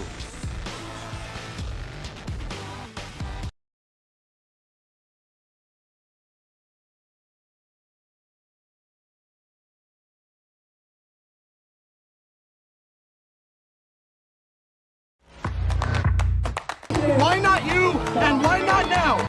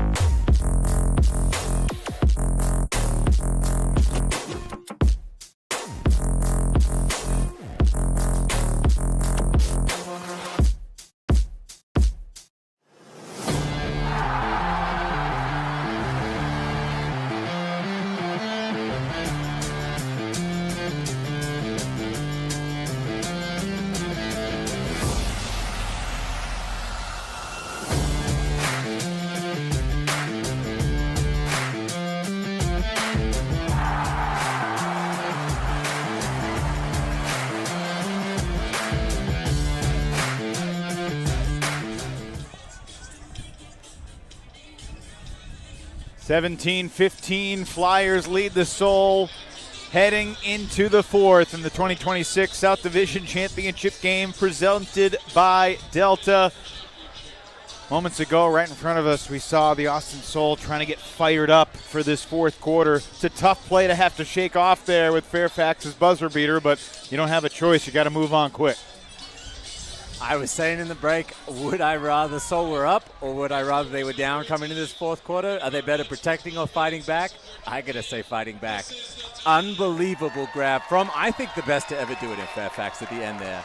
Now we see the fourth quarter starting. The energy shifts. What's going to happen? And an excellent pull forces Austin to start from its own back line. Carolina's got 6 breaks. Austin's got 5. And getting out of there without a timeout as that stall was getting high is a big win. Clearly, Carolina coming out with their ears pinned back. Potts to Swiatek, working with Armour. He's going to take the shot. Bowman making the adjustment. He pulls it in. Tumbling backwards, Reese Bowman evades Drew Swanson to make the play. If you want an awkward catch, call Reese Bowman. And not in. Henke, lefty flipper to his brother for the score. Just like in the backyard. 0 spin required, gets it done, Henke to Henke. A nice, strong, confident hold from the Seoul there. At the start, you actually saw them looking off a couple of close options, something that they really don't want to see in this last quarter, as the options are just going to get tighter. You need to be aggressive in your option taking and confident. This is such an important sequence in this fourth quarter, as right now the disc is being pulled from the downwind side. And the team that can control this and get the downwind rhythm going is going to be absolutely in the driver's seat in these final 11 minutes. Well, if Carolina can not get broken, they're going to win this game. But Austin's broken them 5 times so far. Hawkins. Guarded by Gust. Up line for Thoresen. Got Tobias going. Great switch from the Austin defense, but too many moving parts. They roll Hawkins outside of the end zone on the catch. Fairfax coming across. He's got another. 4th of the night for Fairfax. He only had 2 before the buzzer beater at the end of the 3rd. And the Flyers double their lead again, 18-16. Beautiful flow from the Flyers, working it up that fourth sideline. The reason that we got so many up lines there is Seoul are now jumping at the bit, right? You've got a couple of points to make up. They're biting hard in the backfield and allowing that easy up the line. And so that's an adjustment. You can't go too hard. You have to stay patient. You have to stay ready and poised and play your team D. Otherwise, the Flyers are going to walk all over you on that downwind point. And it feels like the first team to blink with their downfield O point is going to be the team that starts to fall apart here. Austin with their chance to return on the downfield O point, and you have to admire the crawl back from this Austin team after so many turnovers to start. And here we go, another look as Carolina not going to throw the double team here, it seems. At least initially. Sometimes it'll come late. Brewer to Mark Henke. Changing the mark as he picks up the disc. Upfield for Bowman. Now the double comes on Reese, and he lays out for the throw, and the foul is called on the mark. And Kyle really wanted a continuation on that. Instead, it goes back to Bowman. He's on the line. Swing around Swanson for Henke. Seems like a relevant time to mention the Seoul played 4 overtime games this year and won them all. They've been very good late and close games in fourth quarters. Another clutch, clean hold there from the Austin O-line. Dominating in the small space, coming back to that. Bread and butter for them all season. When I played with Evan, he was a sort of bigger field cutter and has really attuned himself to this small space. I love these moves. He's built for it. His stop and go, his change of direction is his superpower, and so it's an excellent transition for him. It's interesting to call out on a point where Seoul scored, but one of the things that's really been giving Austin trouble tonight is they're usually so good at switching the field, at using the full 53, using the extra fourth lane you get on this UFA width field. And tonight they haven't been able to do that very much. And Carolina has done such a good job of forcing them to play in just 2 lanes. If they can keep that up, that's going to be great for them. Seoul has not yet figured that out, even if they are getting some good scores. Austin had 8 turnovers in the first quarter tonight. They only had 8 total turnovers in the next 2 quarters after that. They're at 16 right now. So are the Flyers. That's nearly the 17th. Fairfax digs it out. Marked tightly by Wiley. No turnovers yet in this fourth quarter. A floater for Tobias Brooks off his fingertips. Austin break chance, down 1. Seoul have 2 timeouts if they want them. Here's Joey Wiley. Working with Saketh Palchuru. He looked off Noah Powell there a moment ago. But a lot more movement from this Seoul D when they get the turn. Welkener. Back to the middle of the field. Worthington, timeout called. 8:33 on the clock. Once again, Austin has the disc with a chance to tie. Aside from 0-0, we have not been tied for a single second tonight. Daniel Welkener, what a defensive point for him. Watch that back. Watch that back. Watch the effort he puts in, locking up Tobias and forcing a really tight upline throw that hangs in the wind. And he's able to just put enough pressure here to force an early bid. Otherwise, Tobias runs that out. All effort, all perseverance. Excellent defense. And Welkener's not a guy whose number gets called a lot here from the booth. And, you know, he's kind of a quieter player, a quieter presence. Has kind of a funky style on the field. You'll see him on the mark in this big, giant, wide butterfly stance. But for some players, it's almost better if you don't call their number a lot. They're just doing their job, and that's what Daniel Welkener does. He comes out, he clocks in, and he makes sure to get the job done. The Henke brothers out there with Duncan Fitzgerald, Evan Switek, Jackson Potts, Reese Bowman, and Matt Armour. Austin's in no rush. If they can keep possession and punch this in, they will have fought their way back from what was once a 4-goal deficit. Henke's huck. Great adjustment from Switek to the end zone. Fitzgerald's got it. 18 all here in Austin. Listen to that crowd, guys. This is what the Seoul faithful have been waiting for. We have a packed house at Palmer Field. It's hard to find an empty seat anywhere. We got people standing up in the rafters, and that got a big pop from the Seoul faithful. Here's how Carolina turned it. Little bit of contact in the back of Tobias's legs, but no call, and what a smart adjustment here from Switek. Underthrown disc from Henke. Ill-advised throw. Evan adjusts and makes it work. It's a 1, not a 0. Let's not look too hard of it. Let's keep going on here. And now a downwind D point for Austin. This is the kind of break the Seoul could get that would completely change the tenor of this game where they've been trailing and struggling for nearly 48 minutes. We're tied for the first time. Fourth quarter, South final. Winner to Madison. Loser, devastation. Joey Wiley knocks down the Hawkins swing. Barcio to Wiley. Austin leads for the first time tonight.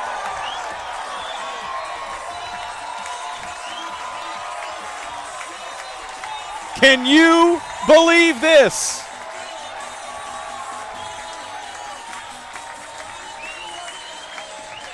This is a team that has survived this season based on defense. And Joey Wiley, another guy who has moved back and forth from O-line to D-line as needed, gets the bookends. And I've said it before, Evan, I'll say it again. An offense can lose you games, but it's a defense that wins you games. And the Seoul defense getting it done here. And as you said, the first time tonight, Austin leads. And that downwind score absolutely pivotal. Once again, the soothsaying opinions of Mark Evans. You like the fact that they were down going into the fourth. You're absolutely right. What is it about this team where they're better off when they're losing? Low expectations, I guess. I don't know. Honestly, we've left a little too much time on the clock here with this lead. It makes me a little uncomfortable that there's some time to sit on our laurels. But what a D from Joey. He's everywhere. Just a technical, naturally just such a technical defender. You watch him there, he's low, head on a swivel, and that's how he gets that. Him pointing up to his family, sitting right near the booth. He's got a big contingent up here. They're all cheering for him. The Wileys. Evan, this is, as we get into these crunch time points, we have not seen much of the O-line crossing over to D-line tonight. And that's something usually Austin does. You'll see Kyle in some of the later stages come out for D points.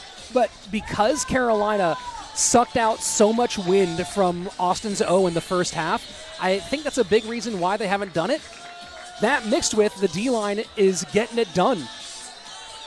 Well, from the Flyers' perspective, their O-line has not been nearly as crisp here down the stretch. And now for the first time tonight, they play a point when trailing. This Austin Soul crowd is alive. They had a little bit extra time due to the heat timeout to regroup. Laviolette, crossfield. He's got Fairfax. We're tied again. Laviolette to Fairfax. Is there a better combo in the league right now? Has there ever been a better combo in the league? It's hard to say otherwise. And that's classic Alan Laviolette. Break to the backhand sideline when force is flat or force is middle. Step a little bit to get them to bite, and then come back over with the cross center field flick. Something Matt Armour called out before this game, that you cannot bite too hard on that backhand side when Allen goes to the backhand, because he's going to hit that flick every single time. And you can go back through highlight reel after highlight reel after highlight reel of Carolina Flyers. If that hasn't happened 150 times, I'll eat my lunch. Sideline pull. Going to force Kyle Henke to throw one against the double team. We got contact. Bowman takes the free 10.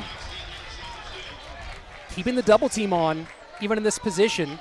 He might have gone 14. Yeah, now he's going to get pulled back a few. When the adrenaline's racing in a South final, it's hard to know exactly what 10 yards is.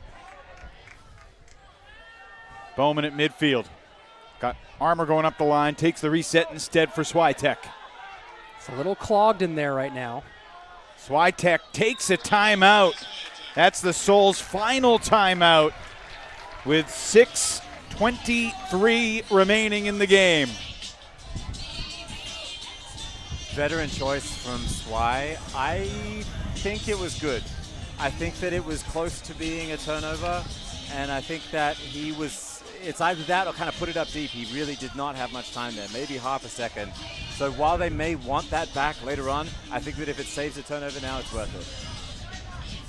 And this is what I've talked about tonight. Very uncharacteristic for Soul to call timeouts. It's so common in the UFA to have your D get a turnover, you call a timeout, get your O-line on, they punch it in. That has not been the MO for Austin this season. They've decided to let the offensive line rest. They decided to let the defense try to grind out points, grind out legs. We've seen 3 timeouts tonight called to swap the D-line out for O, very out of character. And this is why they want to have these timeouts for those tense O-line moments, and now they're out of them. I think one thing that benefits Austin in these types of late-game situations is they got a lot of different strikers. They were one of 5 teams in the league this year to have 5 different 20-goal scorers or more. So they got a lot of guys that can finish possessions.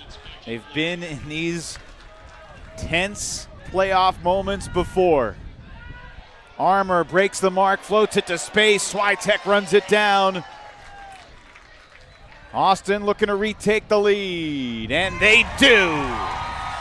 Swiatek, fastball for Mark Henke. A little more theatrics from Mark. Sticky hands for Hanky tonight.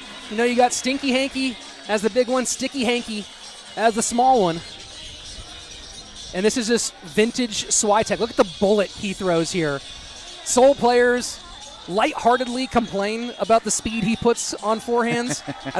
Sometimes it's not as lighthearted as you would like, but when it works, it's beautiful.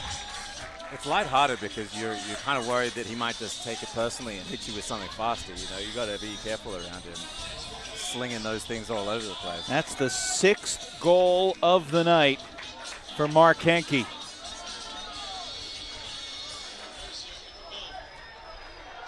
Most goals he scored in a regular season game was 4, and that was once against Vegas. Other than that, he never scored more than 3 in a game all season.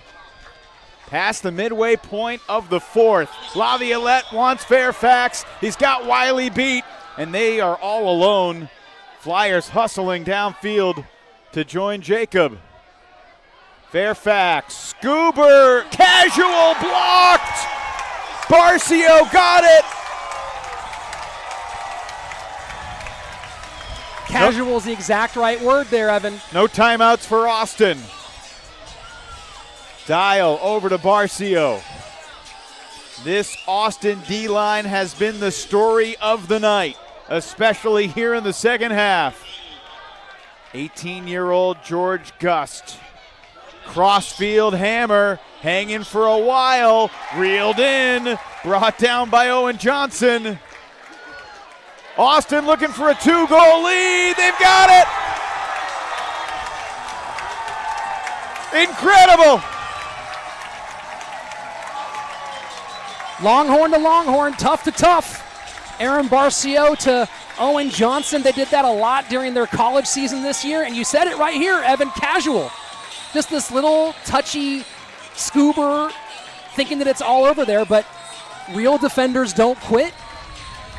And that got the great turnover. OJ, just the ability to elevate here, fight off the contact, and then the confidence. Barcio sees his teammate he plays with 3-4 days a week throughout the year, hits him perfect, and the biggest lead of the night for Austin couldn't come at a more important time. And it's gut check time for Carolina.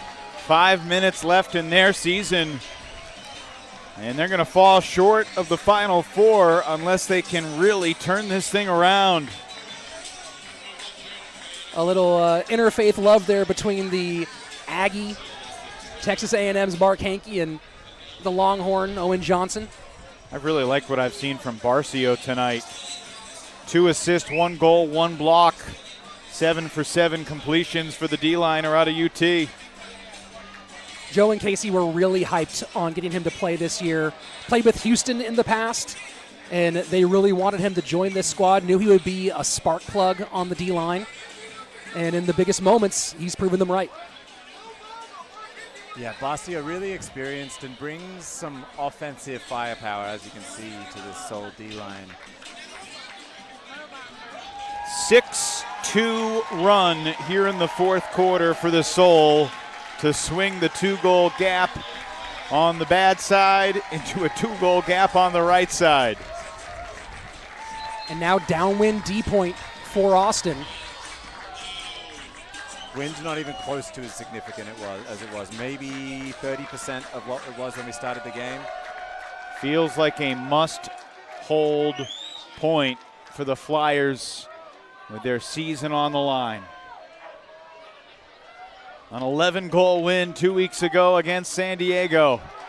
Flyers had the 4-goal lead early as Lynch uncorks long. It's a beauty, and Owen Stout has it in the end zone.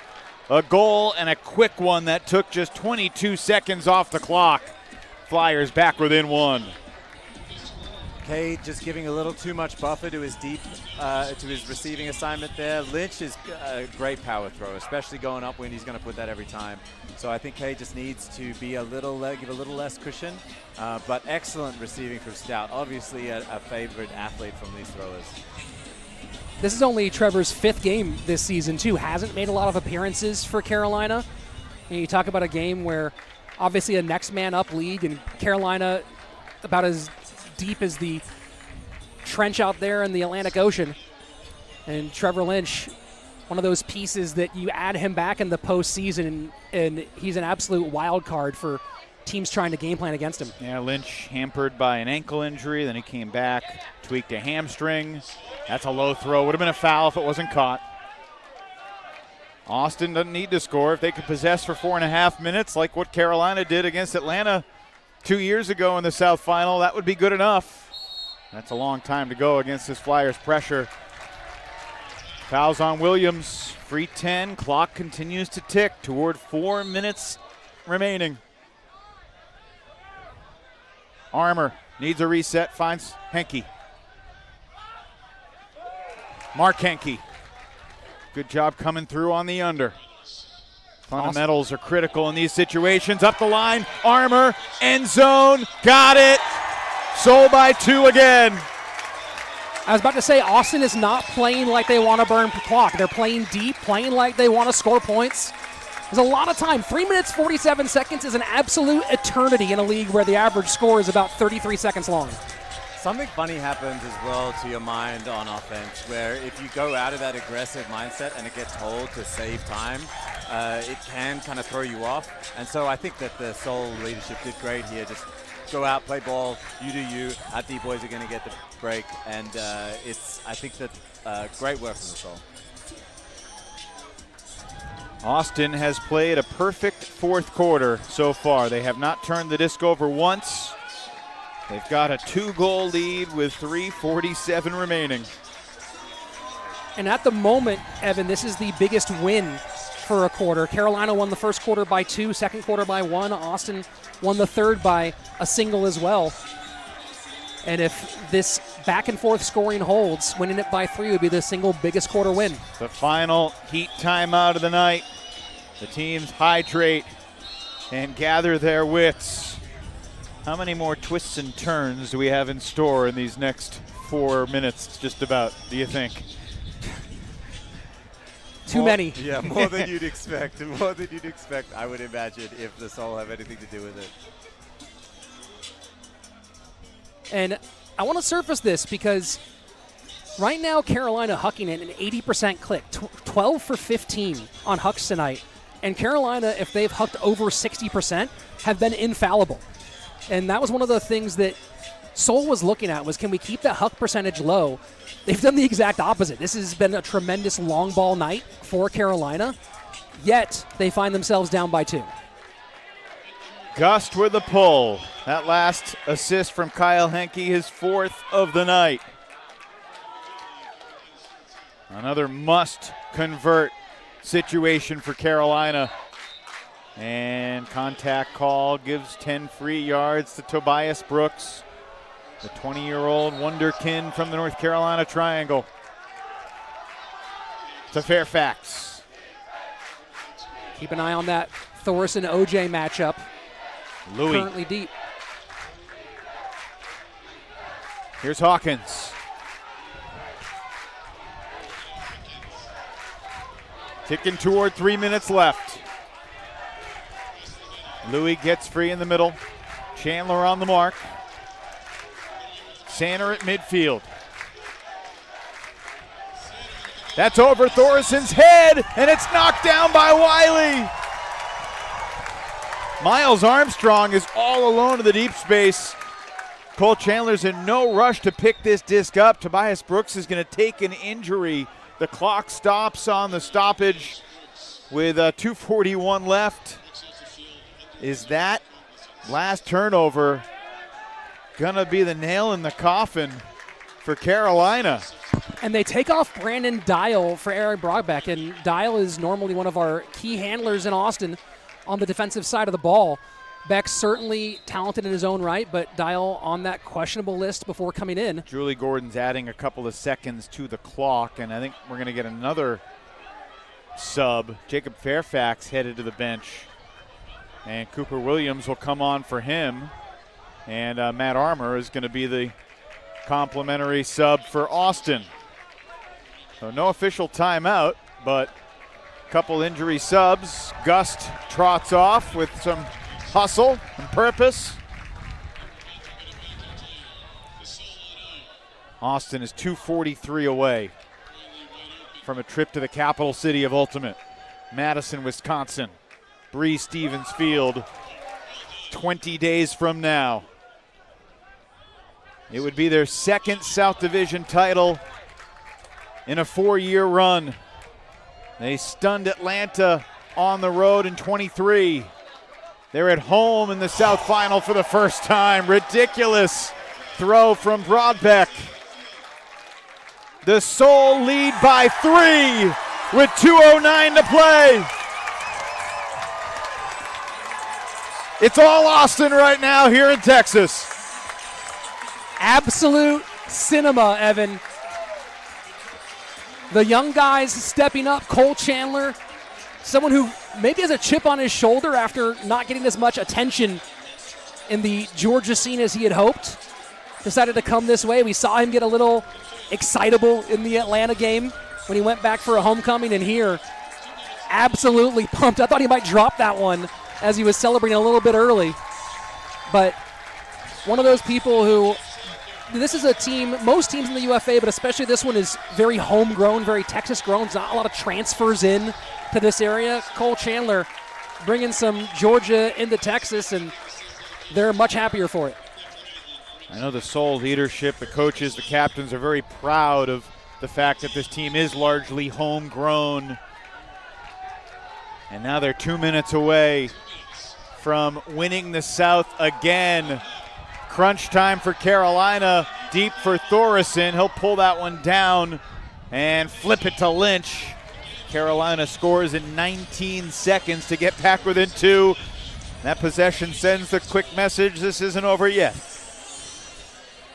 Amazing throw from Carolina there. Exactly what they needed. Like, it was a little tight, a little sketchy, but Zeke, one of their key receivers, put it out to him and get back on defense. I think that that's what they need to be doing here. Apply some pressure to Soul and see what it gets them in the last closing dying minutes of this game. A little breezy, downwind point for the Austin O-line. 1:50, and this is, you're not going to see a end of quarter lineup. This is kind of how their end of quarter lineup would be with Matt Armour making the switch tonight. I mean, Austin wins if Kyle Henke can complete 3 more throws from the sideline. That's basically what this game has come down to right now. He might step around here. Switek is way back there. Henke rips it diagonally cross field. Cooper Williams can't judge it, but it's dropped by Fitzgerald. Flyers have possession. Avila takes the timeout. The life is not extinguished yet for the visitors from the Old North State. And Duncan filled that one in perfectly. I want to see the replay here. And on that slide, that's a catch he should have had. Very reminiscent of what Switek did at the end of the game against Atlanta, coming in on a throw that floated. And I knew the moment I saw Evan down there in space, I knew that this is going to get sent by Kyle. And just maybe he took his foot off the gas a little bit too early, thinking the wind would push it more, but it slams it down. And now Carolina has the chance to make this a one-score game. Talk to me situationally, Mark. $1:28 to go. If you're Carolina, how desperate are you to score here? Do you need to take a quick shot, or do you have a little bit of time to not force a 50-50? You've got enough time. It may seem like not much, but, you know, I think a normal point-ish, you know, you could score in like 30, 40 seconds. And so you've got 2 longer drawn-out points worth of time here. So I think if you're Carolina, it's pretty normal cadence.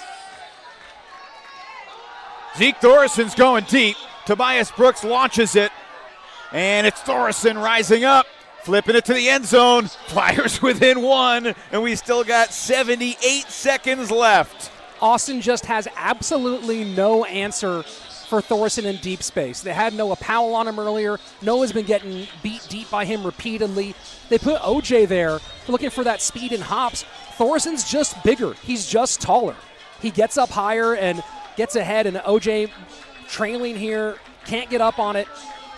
Thoresen deep in rhythm is a huge problem for Austin, and it's exactly why Carolina is making this into a match with 1:18 left. It was 23-20 with 2:09 left. And what is it, 51 seconds later, it's 23-22. What's going to happen in the next 78 seconds? You have no idea, Evan. And that's why we love sports, especially this sport. Henke again has to make a decision and execute a throw from the sideline. He finds his brother in the middle. Austin doesn't need another score, but Mark Evans said earlier, you don't want to change your mindset too much. Final minute in the South Division title game. The Austin Soul went 11-1. They lost their only regular season meeting against the Flyers. That throw from Henke to space. Pressure coming. Belis can't get there. Fitzgerald continues. Crossfield shot. Knockout punch. Austin, book your flights to Madison. What an effort by Christian Belis, and I see him down on the sidelines right now. I mean, that was a franchise future-changing bid from Belis that he just couldn't get. Henke finding the opening, and this look at Christian Belis. I mean, he is a half step away. You got to hope that he's okay. He's walking off on his own power. And then Potts, who's been so instrumental tonight, finding Mark, and that 2-goal lead with 30 seconds left. Carolina needs a prayer. Jackson Potts, his first game in 13 months, the South Final, launches that crossfield shot in a 1-goal game. And it works. Flyers really up against it now. You think to have a chance, I mean, they got to score with upwards of 15 seconds left, maybe 10 to force Austin to make one more throw. Flyers do have a timeout, but they want to save that timeout for when they're down 1 and get a turn if they can get there. Incredible second half for the Austin Soul here on their home field at the pitch. And time is ticking down on the Flyers' championship dreams. Tobias Brooks looking for Fairfax, trying to judge it. There's contact. He's shy of the end zone. Fairfax with 12-11. Needs to get this in quickly. Flyers need 2. You got to throw it. Fairfax gets it off, but there's only 5 seconds left. So Austin by 1. They're 1 completion away. Kyle Henke, this is what you were born for. You don't even really have to complete a pass, I don't think. You could just punt it up the field after this first. The clock will start after Soul releases the disc initially off the pool. So you'll have 5 seconds. As long as the disc stays in bounds, Mark, you're absolutely right. The disc goes out of bounds, the clock stops. Timeout taken by Carolina, which surprises me a little bit, because if Henke's throw hit the ground and came to a stop and there was still a second left, you could take a timeout. Now they can't. What a second half for this Austin Soul team. They were down 9-5 late in the first. They were down by as many as 3 in the third, but they have completely taken over this game. We got to go back a long time to find the Soul's last turnover. Or I guess it was a couple points ago on the Henke shot, but that was their only turnover in the fourth quarter. Yeah, the Soul D-line really found its rhythm. I think ratcheted up the intensity. You saw that. You saw that in the physicality that increased coming out of the halftime. But then Kyle's, I think, maybe confirming the clock rules here about what he can do with the disc to start the clock and keep it moving. Sorry to interrupt you, Mark. No. I think it's like a really interesting facet of this game, the clock management at the fringes of it. All right, sideline roller pull. Clock will start on the release. It's Swanson and Coffin setting the double team. 1 completion will do it for Austin. It's hanging up there. Here comes Cooper Williams. It's on the ground, but time expires. The game is over. Whistle was blown. Was there a foul on the throw? Time expired, and it's over. The Austin Soul have won the South and are headed to Madison for championship weekend. Carolina is stunned, but I think the officials got it right, assuming there was no foul call. The disc was on the ground with a second left. If they had a timeout, the disc was stopped. They could have taken it, but they didn't get there. And the Austin Soul come from 4 goals down and take down the Carolina Flyers 24-23. The Soul are moving on to the semifinals. What a game, what a season from the Soul. Unbelievable scenes out here in Austin. I'm out of words. I'm out of words. That was such a back and forth game. You know, you didn't really know which team was going to take it out. It was a coin toss right from the get-go. All kudos to the Soul leadership, the Soul captains, the Soul owners for putting together such an incredible season. 11-1, our first ever home game, and I think that for Austin, it means a lot. Well, you were part of the team that stunned the Atlanta Hustle. This title's not as stunning. They were, certainly even with Carolina during the season. The regular season game came down to a single score.